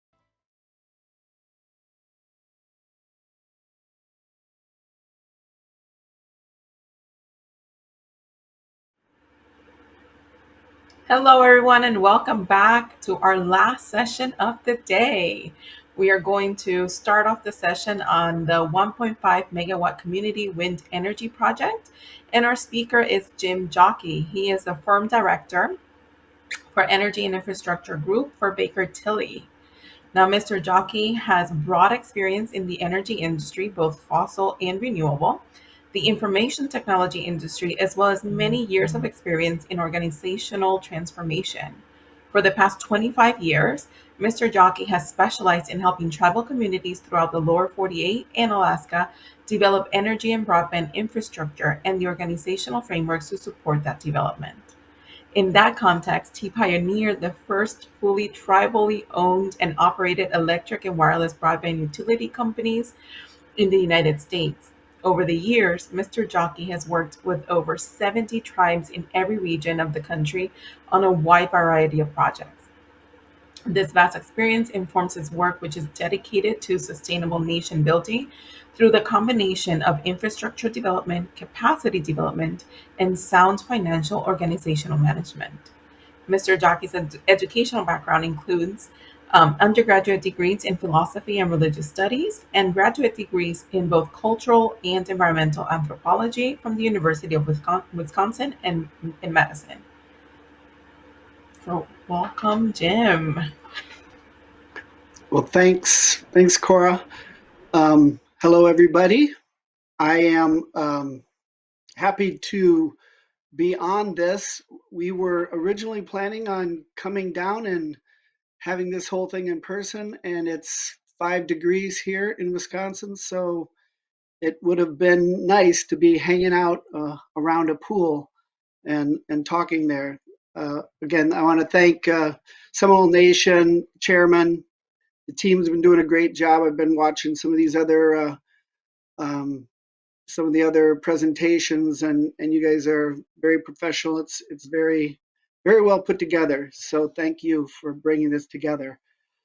So the title of this project is Spirit Lake Tribe's 1.5 megawatt community wind energy project. It's really the wind energy is part of a larger effort at developing a tribal utility authority there, which we've been working on for a while. As noted, I've been personally involved in creating tribal utilities for quite a long time, and the tribal utility space is people are getting more and more interested in it, especially with respect to microgrids. So been in this space for a long time. Right now, Baker Tilly, we probably work with about 60 to 70 tribes in the lower 48 and Alaska. Most of the tribal utilities that were developed over the years, I've been involved in. And again, these are not BIA tribal utilities that were formed, in the 50s, but really more recent, starting in the 90s and the 2000s. So in any case, it's a little bit of a misnomer. It's about I'm going to be talking about the turbine itself and the implementation of that, but it's really around the community energy initiative, and it's around a tribal utility. So I guess with that, I should give a little full disclosure. We are actually working on tribal utility development for Seminole Nation under a couple different grants. Just, so I know there were some questions in some of the other earlier, some of the earlier talks around Florida and some of the other things that are going on in Florida. So maybe with Q&A, we can answer some of those questions. So yeah, let's begin. Next slide, please. I guess we've covered that. So next slide. So I'll just go through really the background on Spirit Lake, on what we've been doing there. Ryan Brown, who's the tribal planner that has been involved in this, wasn't able to make it. So I'm partly doing some of his presentation, but in either case, I should be able to cover most of the areas and should be able to get through it. So this is going to kind of walk through the project itself. It is under a DOE grant. Some of the other efforts are under EMDP grants and are the result of other TEDC grants. So there's a lot of grant opportunities that have pulled this project together. I'll go through the objectives, talk about progress, and just some of the issues that we encounter as part of any of these kinds of tribal utility developments. Next slide. So Spirit Lake, obviously, North Dakota, great wind regime. Spirit Lake is recognized tribe, as you know, Sisseton, Wahpeton. They're part of the Lakota Nation. Right now, they are set up with tribal leadership that has chair people, secretary treasurer. There's 4 district representatives.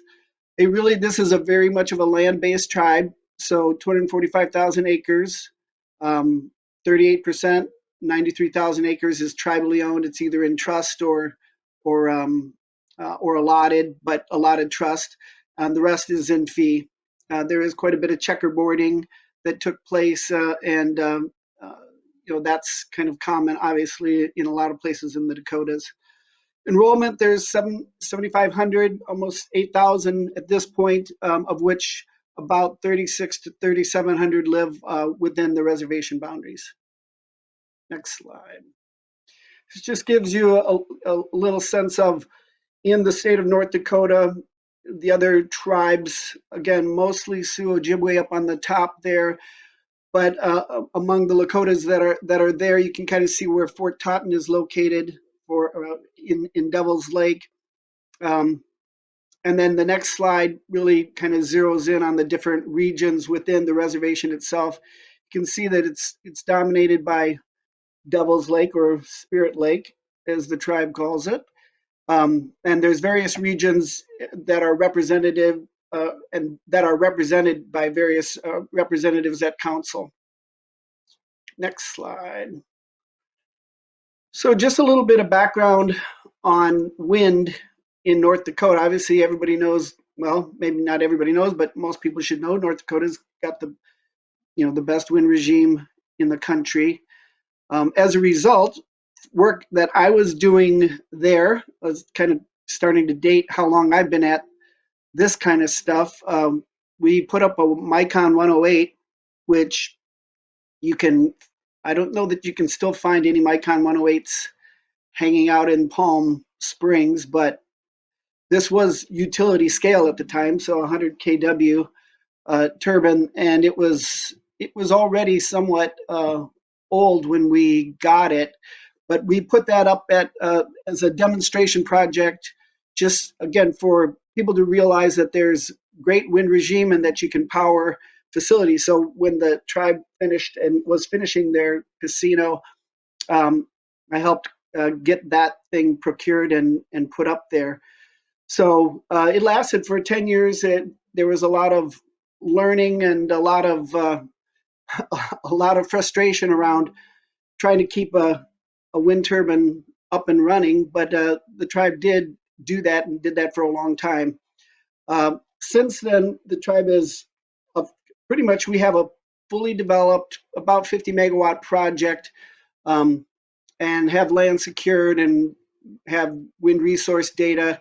I'm not going to talk too much about that because we're talking about more of a single turbine project, but there is a a utility scale wind turbine project that we're also developing at the same time. Next slide. So these are just some of the other things that are part of what Spirit Lake has done. They did do a net zero school. That really was, I think, the first net zero school. So a combination, it's its own little, little mini grid, basically. It's got geothermal, it's got solar panels, it's got sun pipes, or what are called daylight tubes, LED lighting, high efficiency, water and water to air heat pumps, super insulated, triple pane windows. It's a great educational thing, and the kids go to school there. So it's been I think it really helped the tribal community come together and understand all the different pieces that are out there with respect to renewable energy. Next slide. These are just some other pictures of it. They're very proud of it, as they should be. There's a bunch of other tribal entities. I'm not going to spend too much time on there. Sioux Manufacturing Corp is probably the largest. It's 250,000 square feet. They are looking at doing some other pretty major economic development in addition to this. But it's been operating for quite a while. It was on one of those 8As, graduated, and then actually continued. So that, this is major employer, obviously, for the tribe. They do a lot of Department of Defense contracting and continue to do that. Next slide. This is just more some of the products that are created there at Sioux Manufacturing. Next slide. Some other just entities. The community college is obviously an important thing. Ryan actually was the first engineer to graduate. So Ryan Brown, who is the planner on this particular project, is the first engineer to graduate. And so, yeah, they're very proud of this institution as well. It has a lot of efficacy there in the community.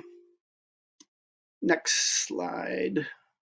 I guess just some other. Obviously, the casino has been a huge thing. They put it in 1996. You kind of saw when that turbine went in about 97, 98. So it was partly there to power the casino early on. It's since grown. The marina, really everything. It's gotten to be a pretty nice large operation. Next slide is interesting. This tells you and shows you what's happened with climate change. Devil's Lake just keeps growing, so it literally, it's now all bermed up and around there because the lake has been grabbing up more and more land. But that's the casino from aerial view. Next slide.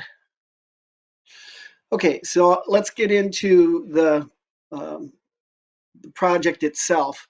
So this whole thing was set up primarily to reduce costs. That was, I think, the original intent, was to reduce costs. But again, we had done a couple other grants besides the DOE grant, really around tribal energy development capacity, resource analysis. All those had been done as in kind of preparation for this DOE grant, so that when we went after the DOE grant, we would essentially be able to have a generation source that would be part of displacing a lot of the energy that's been used there. I had just completed a project like this at Seneca, and with the same turbine. And so we thought that this would be a good idea here. I got the chairman and a number of the other stakeholders to all go out to Seneca to look at that Vensis 1.5 megawatt wind turbine. And we ended up, having a good time, and they got a good sense of what that was. And they also saw the 2 megawatt solar that we had installed there. So they got excited about it. They wanted to do it. We applied for it, got the grant, and so that's what we've been approaching. Now, this is a complex project for tribal utility, and partly because you're dealing with 3 different utility companies. People have talked about interconnection and the issues associated with it. Dealing with 1 is bad enough. Dealing with 3 and how you have to interact with them creates even more complexity and difficulty. So we're still doing, the idea is still the same, which is to utilize in some way or another a community wind aggregated net metering type project, and displace the highest cost electricity. So again, we are doing a large scale wind turbine project, which is also going to feed through its revenues into the tribal utility, but primarily this is set up to displace and do some kind of aggregated net metering. As part of that, we also provided and helped develop the organization, the charter documents, all the pieces that are going to create the tribal utility. And I'll show that a little bit later on in the presentation, how that is coming together. I guess next slide. This just gives you an idea of the usage among the 3 different utilities, 24 million kilowatt hours annually, of which Otter Tail provides the most, Northern Plains the kind of the middle, and NODAC cooperative the last amount. And it's really, as you know, the casino, the manufacturing facilities is really the largest user. So that's why the Otter Tail is the provider to the casino, and so that's why that's such a large percentage of the total. Next slide. So in terms of cost of service, trying to get a sense of where it is, Otter Tail and the casino obviously has a relatively lower cost. Northern Plains is like right in the middle, and NODAC is the highest. The issue with NODAC, however, is that it's also the least amount of load. So even though it's the highest cost, as we were looking at this, the main place that, so there's some other logistical reasons why we're picking Northern Plains as the load that we want to largely displace. But the highest cost one actually is NODAC. If we were going to displace it, that would have at least in terms of cost per kilowatt hour. But we're trying to get the largest thing that we can do, and that's in the Northern Plains section. So next slide. So in developing a tribal utility, and this particular talk isn't specifically on tribal utilities, but I will be addressing a lot of the pieces that go into creating a tribal utility. And there's multiple ways to do tribal utilities. I would say the way that we're approaching this, one way or the other, it's about owning infrastructure. In this case, we are working to get control of a distribution substation that's sitting on trust land that currently does not have a current right of way. So what does that do for you? Well, you've got a substation that's supplying load. It's getting a power supply into it, and then it's going out on the distribution lines to tribal members. But this particular utility asset is not properly permitted. So there's some leverage there. And we are working to essentially develop that leverage to get control of that distribution. And then we want to supply power through that distribution substation to the entities that are there. Now, there's lots of complexity associated with that. Don't have the time to go into it, but suffice it to say, it's an interesting situation, and one I've encountered multiple times before. So it's the kind of thing where you got to kind of work through what's going on. So what's interesting about North Dakota is those co-ops are organized. The main G&T, which is the Generation Transmission Company, is Basin Electric. And then they subdivide the actual distribution ownership into another co-op that just owns the substation called Central Power. And then the distribution utility, in this case Northern Plains, actually just owns the wires from the substation to the home, basically the last mile. So, there's complexity around how do you get control of something in a situation like this. So we've I can't talk too much about our legal strategy and how we're interacting right now, but we are making good progress on getting control of that. Next slide. So the model here, and this is to kind of understand how this whole thing is going to work. It works because it cash flows. And I mean, at the start of the talk here, talked about the three major areas that I concentrate on trying to help tribes create tribal utilities. The first is infrastructure ownership. The second is capacity development, meaning personnel, developing capacity within the tribe itself so that they can recover costs and serve customers and know how to do that. And then the third is financial viability, and really making sure that it cash flows, making sure that it provides the economics that allow it to sustain over time. So these are the components that we've teed up here for this particular tribal utility. There's a pretty substantial amount of LIHEAP dollars that essentially go out to the other utilities. And so people you're familiar with LIHEAP, low income energy assistance. That money is earmarked to pay utility bills. So why pay a utility that's not your utility? That's kind of one of the questions. There's a pretty decent chunk of change that goes out to utility companies to pay their bills. And this is particularly around Northern Plains. We've got the wind, which is, we have a single wind project, which we're going to, that's what we're talking about today. That single turbine project is going to generate displacement. It's going to create savings, which is revenue. We have a WAPA allocation, which is pretty substantial as well. And that WAPA allocation, really what that does is that feeds into the tribal utility as part of the portfolio of energy that's going to be used by the utility to supply energy. And then we have the larger wind project, which teed up is going to generate lease and development fee revenues for the tribe. And really then that the TUA is going to provide the power and will provide those energy services to tribal members. So that's the model.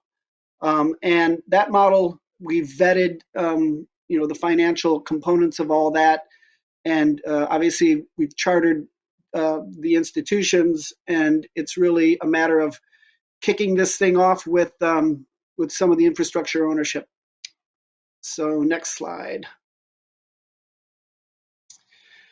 Okay, location. Again, I've said this, everybody pretty much knows that North Dakota has the best wind resource in the US, but there's really only 16% of the electricity generated is really from wind. Almost all of it is coal, and it's mouth of the mine coal that is run mostly by Basin Electric, but also by by Minnetonka Power and a bunch of other owners of the coal mines. So these coal mines obviously were the cheapest resource for a long time.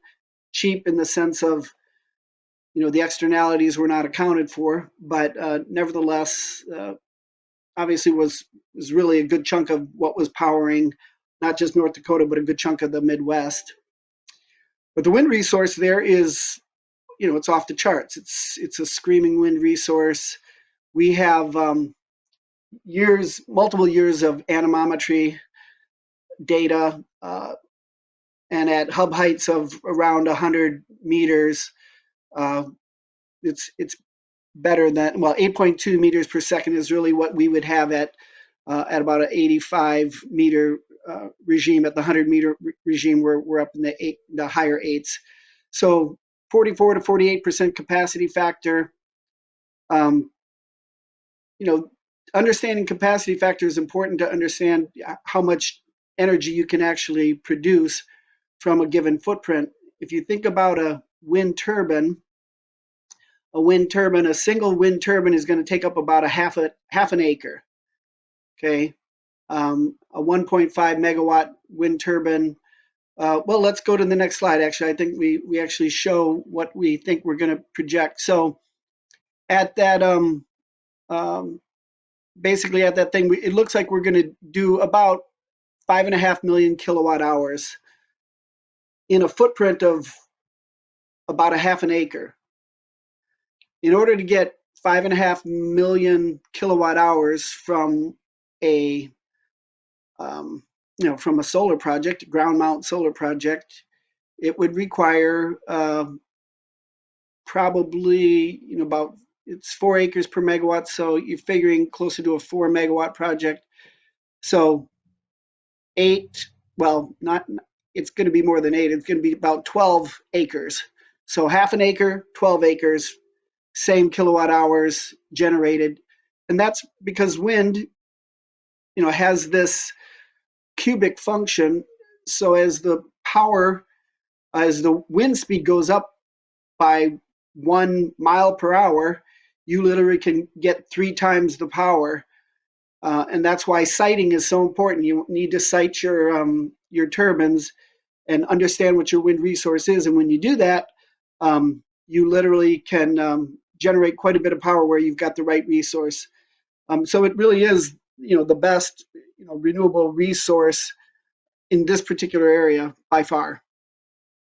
This particular pro forma kind of shows what we expect in terms of payback on the system. It's about 7 years internal rate of return, about 15% on a $4.5 million project. Next slide.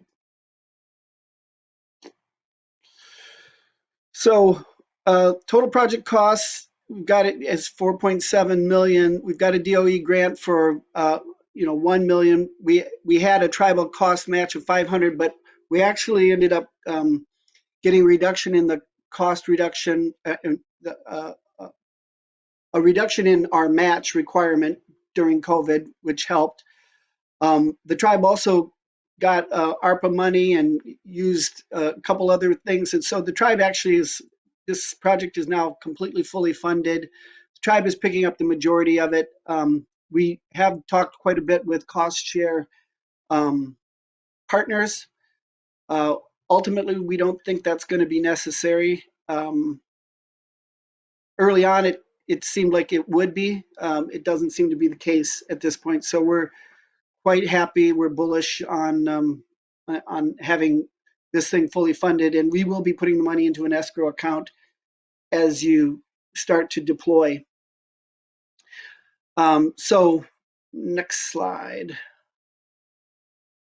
This is just showing essentially some of the progress timeline. I mean, this thing has been hanging out there because of the, I mean, a combination of things, but really, I think that the, COVID clearly, knocked this over and basically made, I mean, the whole reservation was closed down, actually put up roadblocks and you couldn't get up there, couldn't make, without that, you can't really make progress. So we really lost probably about 2 years. So thankful that the DOE is giving and continuing to give, really provide some kind of leeway and extensions on that. So that's all great. All our permitting is done. So I think we're actually ready to go. We are just right now going through EPC contracts. That's the engineering, procurement, construction contracts. The TSA, which is your turbine supply agreement. We are working on the logistics of getting a large turbine out there, which there's a lot of large turbines out in North Dakota. So we're pretty confident we're going to be able to do that without a lot of difficulty. And we have, we have, again, a new life on the larger project, which we think is going to essentially help us on the supply side of making sure that everything that we're looking to do actually happens. So I think that's largely it. I know that I've got an hour here, but because it's on a tribal utility, it sounded like there were questions around that. And so is there another slide or is that it? This just shows kind of participants. Yeah, I think that's it. So the Tribal Utility Authority is, like I said, the documents are chartered. It's got to be adopted by the Tribal Council, but that is in the works. We have community engagement informational meetings scheduled. Now that COVID is open, we at least we've certainly been able to meet out there and get out there a lot more. We've got again, this WAPA agreement is legally something that we didn't. It's signed up for 20 years, but you can take it off so that it's not just this bill crediting project. You can actually put it into your portfolio. So that is something that's yet to be done. And the interconnect application is in front of Ottertail. There's, as everybody's noted, who's talked about a renewable energy project, the interconnection is the bottleneck almost always. So we are, but going forward on that. So with that, again, I think that's all I've got, and otherwise I'll entertain questions. Thank you. So as our participants start plugging in questions into the chat, we do have some questions for you. What is your process for developing tribal utilities, and how long does it take? That's a really good question. So I will say that every tribe is unique, and this isn't news to anybody. But in general, my process is to really go through a current state assessment. So we fully assess essentially, all the loads, all the energy requirements, and all the infrastructure. So we this assessment kind of has 3 different levels. We do kind of an energy infrastructure assessment. We do a legal regulatory analysis, and we do a organizational assessment. So those assessments all kind of bundled together as kind of our first phase of what I'm saying when I say current state assessment. So on the energy infrastructure side, we're looking at all your major loads, especially all the tribal loads. We're capturing the, if we can get interval data, we'll get it. Interval data is great because it's 15-minute increments, and you can then plug that into some of the microgrid models and some of the other models that are software that's out there. So we get that data, put that together. It doesn't have to be interval, but we like it to be interval if we can get that, if they have smart meters. We map out all the utility infrastructure that's out there, and that allows us to really understand what's going on and how the loads are fed. We compile all that stuff, and we're oftentimes looking at not just electricity, but looking at natural gas as well, and or depending on what infrastructure is there that the tribe is interested in getting control of. On the Seneca one, for example, they had, we were able to go after the natural gas system there and get control of that. There's a couple other tribes that have that opportunity. And then, kind of put away the energy side. And next we look at legal regulatory. And the legal regulatory stuff that we do is, we're not trying to do exhaustive legal reviews, but we do what I call binary analysis, where we're trying to understand, what's out there that helps and what's out there that hurts with respect to either rulings, constitution, rights of way, those kinds of things that, if you just signed a right of way for 50 years to a utility company, it's going to be pretty hard to get control of that infrastructure. So what we try to do is try to get and understand what Josh was saying, Josh Simmons, when he was talking about at SDG&E in California. They're working on a microgrid project, and all of a sudden utilities in the process of undergrounding all the distribution lines. Well, what does that do to your project? It screws it up royally, because again, those usually there's agreements attached to those rights of way, and you get foreclosed from some of the options that you would have if that weren't the case. And so, Josh, good luck with that one. It's going to be a tricky one. So you want to look at that, and then finally, organizationally, you want to really look at your at the people and the processes and the systems that you have in place at your tribe to actually run a utility, run a department. Lots of people have public works, that lots of tribes have water, wastewater. Sometimes that can be leveraged. So we look at all that, put that together, and then we help tribes, basically get a mirror and look at themselves. Now you can kind of see, okay, here's your energy situation, here's the legal regulatory situation, and here's your organizational situation. Okay, what does that look like? Now what's your vision? What do you want to do? So then we try to help tribes develop their vision on what that's going to look like, and then help move something towards execution. So it's a long-winded way of kind of talking about, the process that I've kind of developed over the last 30 years or whatever of helping to develop these. No, thank you for that. I think that was very detailed. Sure. We do have a question in the chat. It's coming in from Belvin Pete, and it says, do you have a PTC tax credit partner for the wind turbine, and do you need one? I mean, I think, you have to kind of decide whether or not ITC or PTC is the way to go. So production tax credits in wind situations are generally really, really good.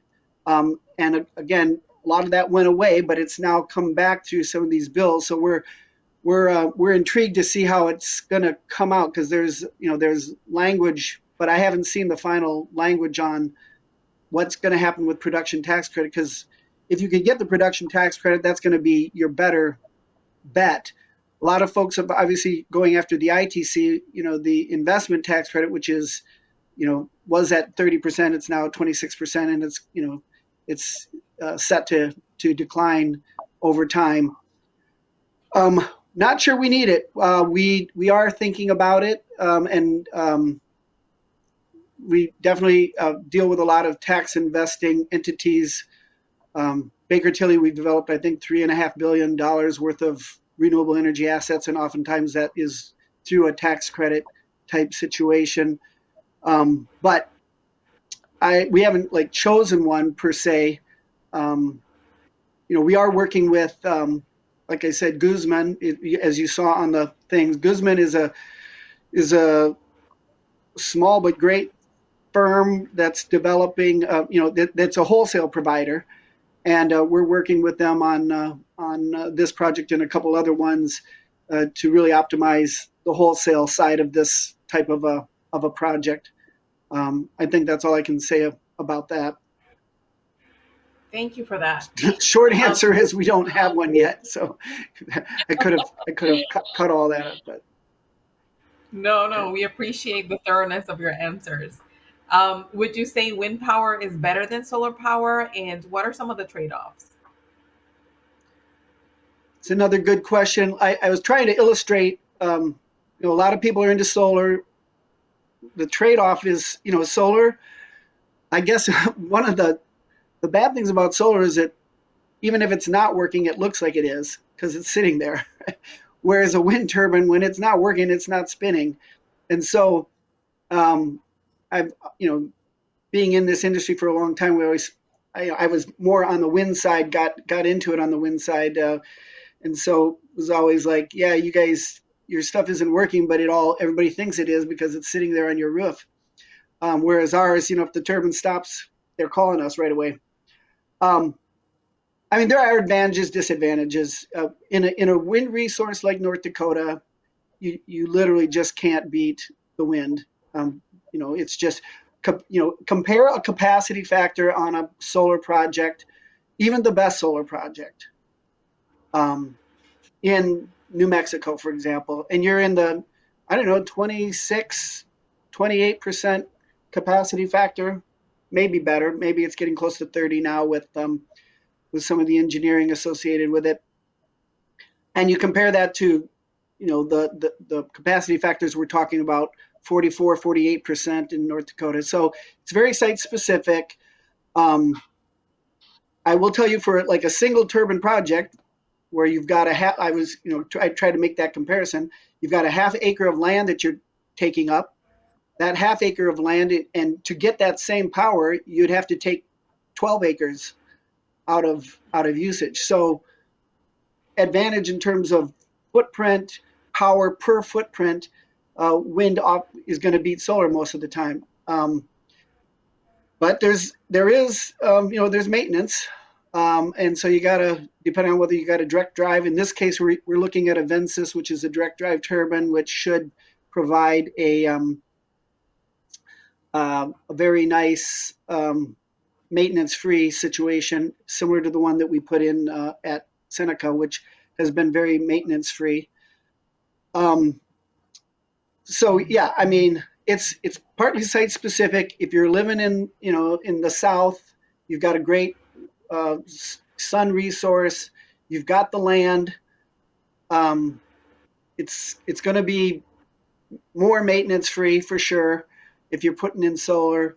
But solar plus storage, wind plus storage. Once you add storage to both of those, everything gets better. It's that's the joke, right? That storage is like bacon. Whatever you add it with, it gets better. So I guess that's my take on it. I don't know if that answered it, but there are trade-offs no matter what. You always have to think of trade-offs. Great. We have some more questions coming into the chat. We have one from Rhonda. She says, in Florida, third-party sales are not allowed, nor is being off-grid. Does this apply to the tribes? So I can say some things about this. As I told you, full disclosure, we are working with Seminole, both at Brighton and Big Cypress, on developing on both microgrid development as well as tribal utility development. I will say Seminole Tribe, and I should say this because because I'd like to project this out to other tribes. if they're listening. Seminole's lawyers wrote some really good language around rights of way.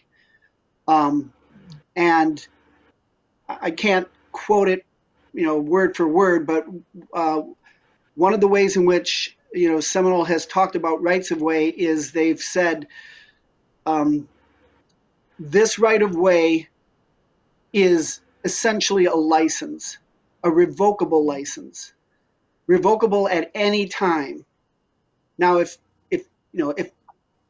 as you know, tribes were colonized, and because we're colonized, what happens is rights of way were given away for $1 forever. And so as BIA is starting to, get their act together and work really well on behalf of tribes to get so that tribes can get control of rights of way again, I would really encourage some kind of language like that as you renegotiate your rights of way, because a revocable license is okay. You have no underlying interest in this land at all, but you're free to use it as a license. But guess what? We can revoke it at any time. And now, from the utility company standpoint, they're like, well, how can we make an investment? We can't, how can we make an investment if we know it's going to be,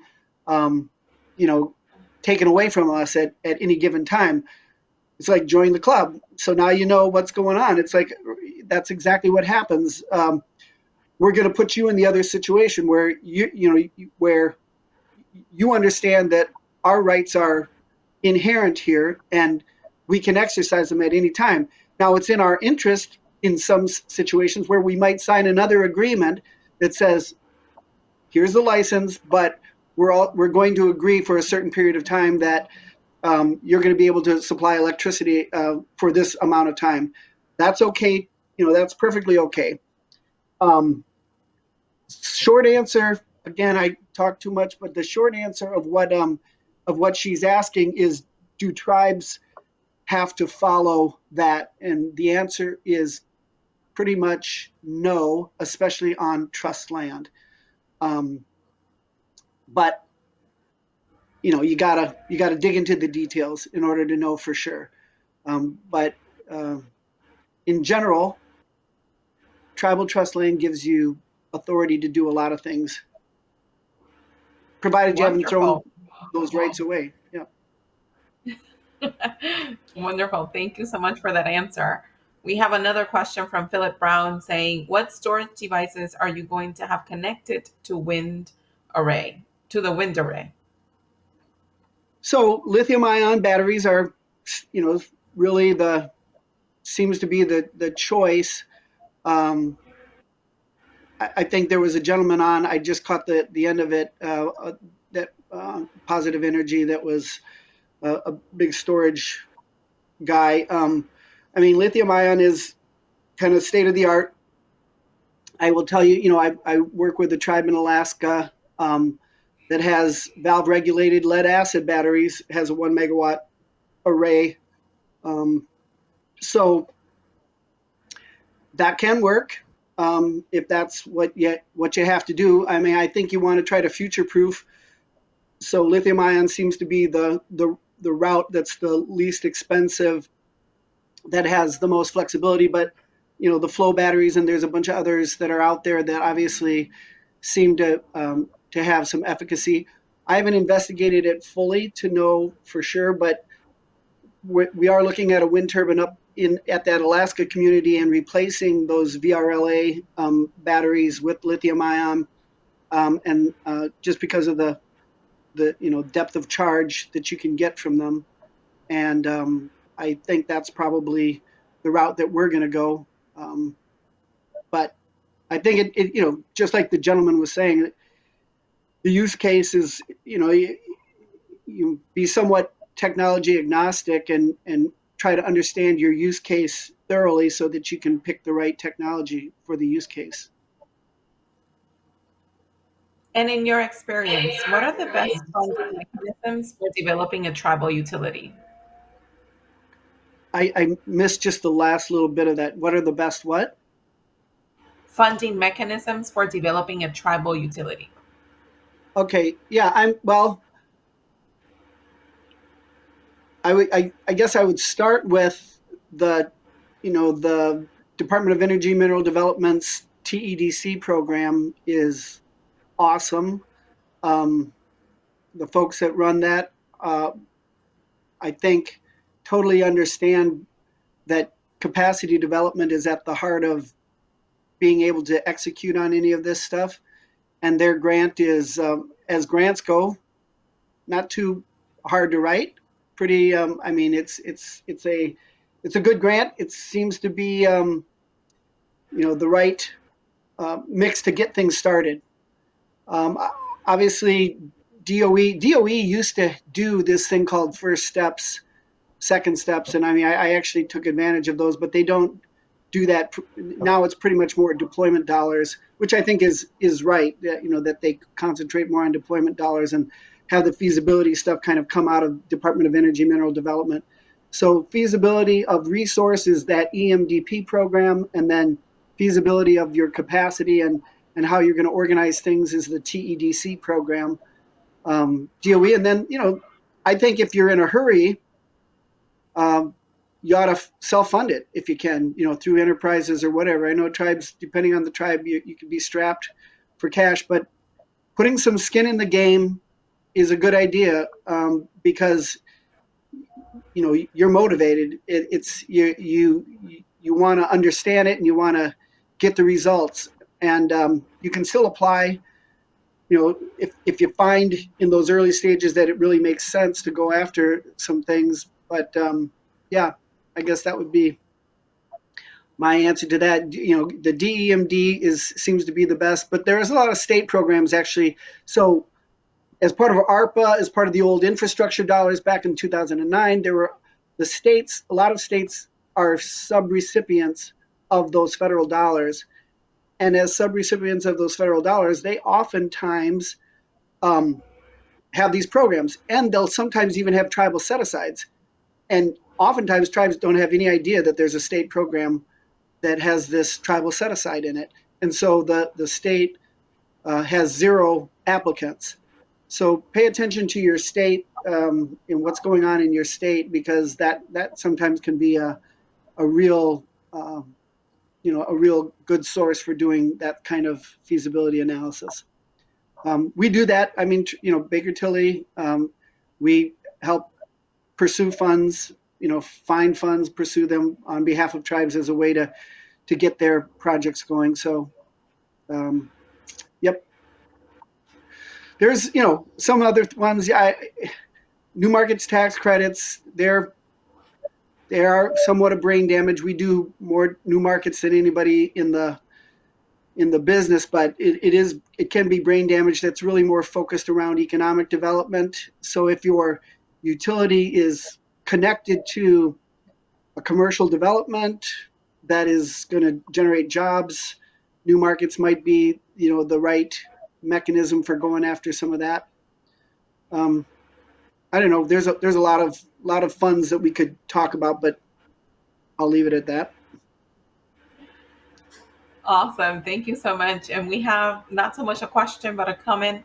It's coming in from Belvin Pete, and he says, having a wholesale power provider like Guzman Energy can help tribes to develop a tribal utility authority. So, okay. Yeah, well, go ahead. Go right ahead.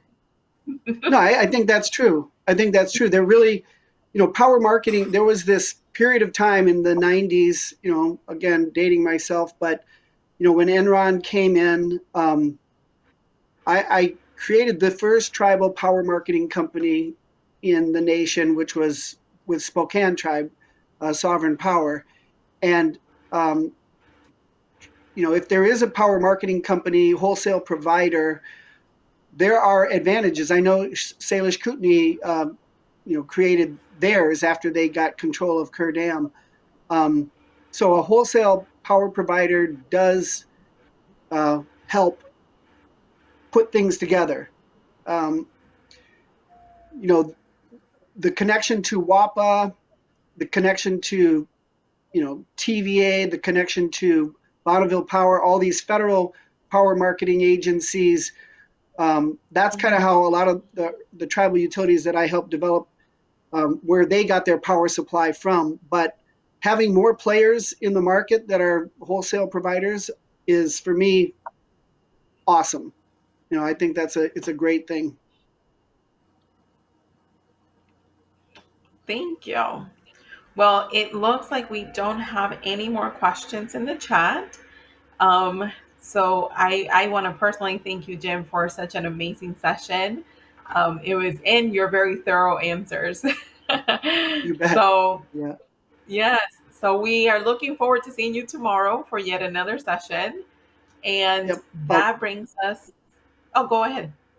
I'll be talking on how to apply for unofficial way of how you should apply for a DOE grant. Now there's other people who have applied, and I think if Lizana and all those folks are on, hopefully they won't take offense with anything I say. But anyway, it's I'll do my best to kind of give people a good idea of what at least some of the unofficial tricks are.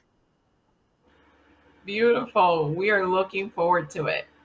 So that brings us to the end of day 2 of the Seminole Tribe of Florida's 4th annual Renewable Energy and Sustainability Conference. And we want to thank you all for joining and participating for yet another day.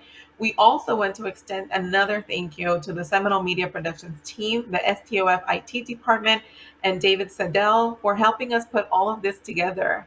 Now, keep in mind, tomorrow we do start a little earlier, so we hope to see you bright and early at 8:15. We have a jam-packed agenda, including, like Jim mentioned, some sessions on new market tax credits. So please join us tomorrow at 8:15 a.m. Eastern Standard Time for the last day of our Renewable Energy and Sustainability Conference. Thank you.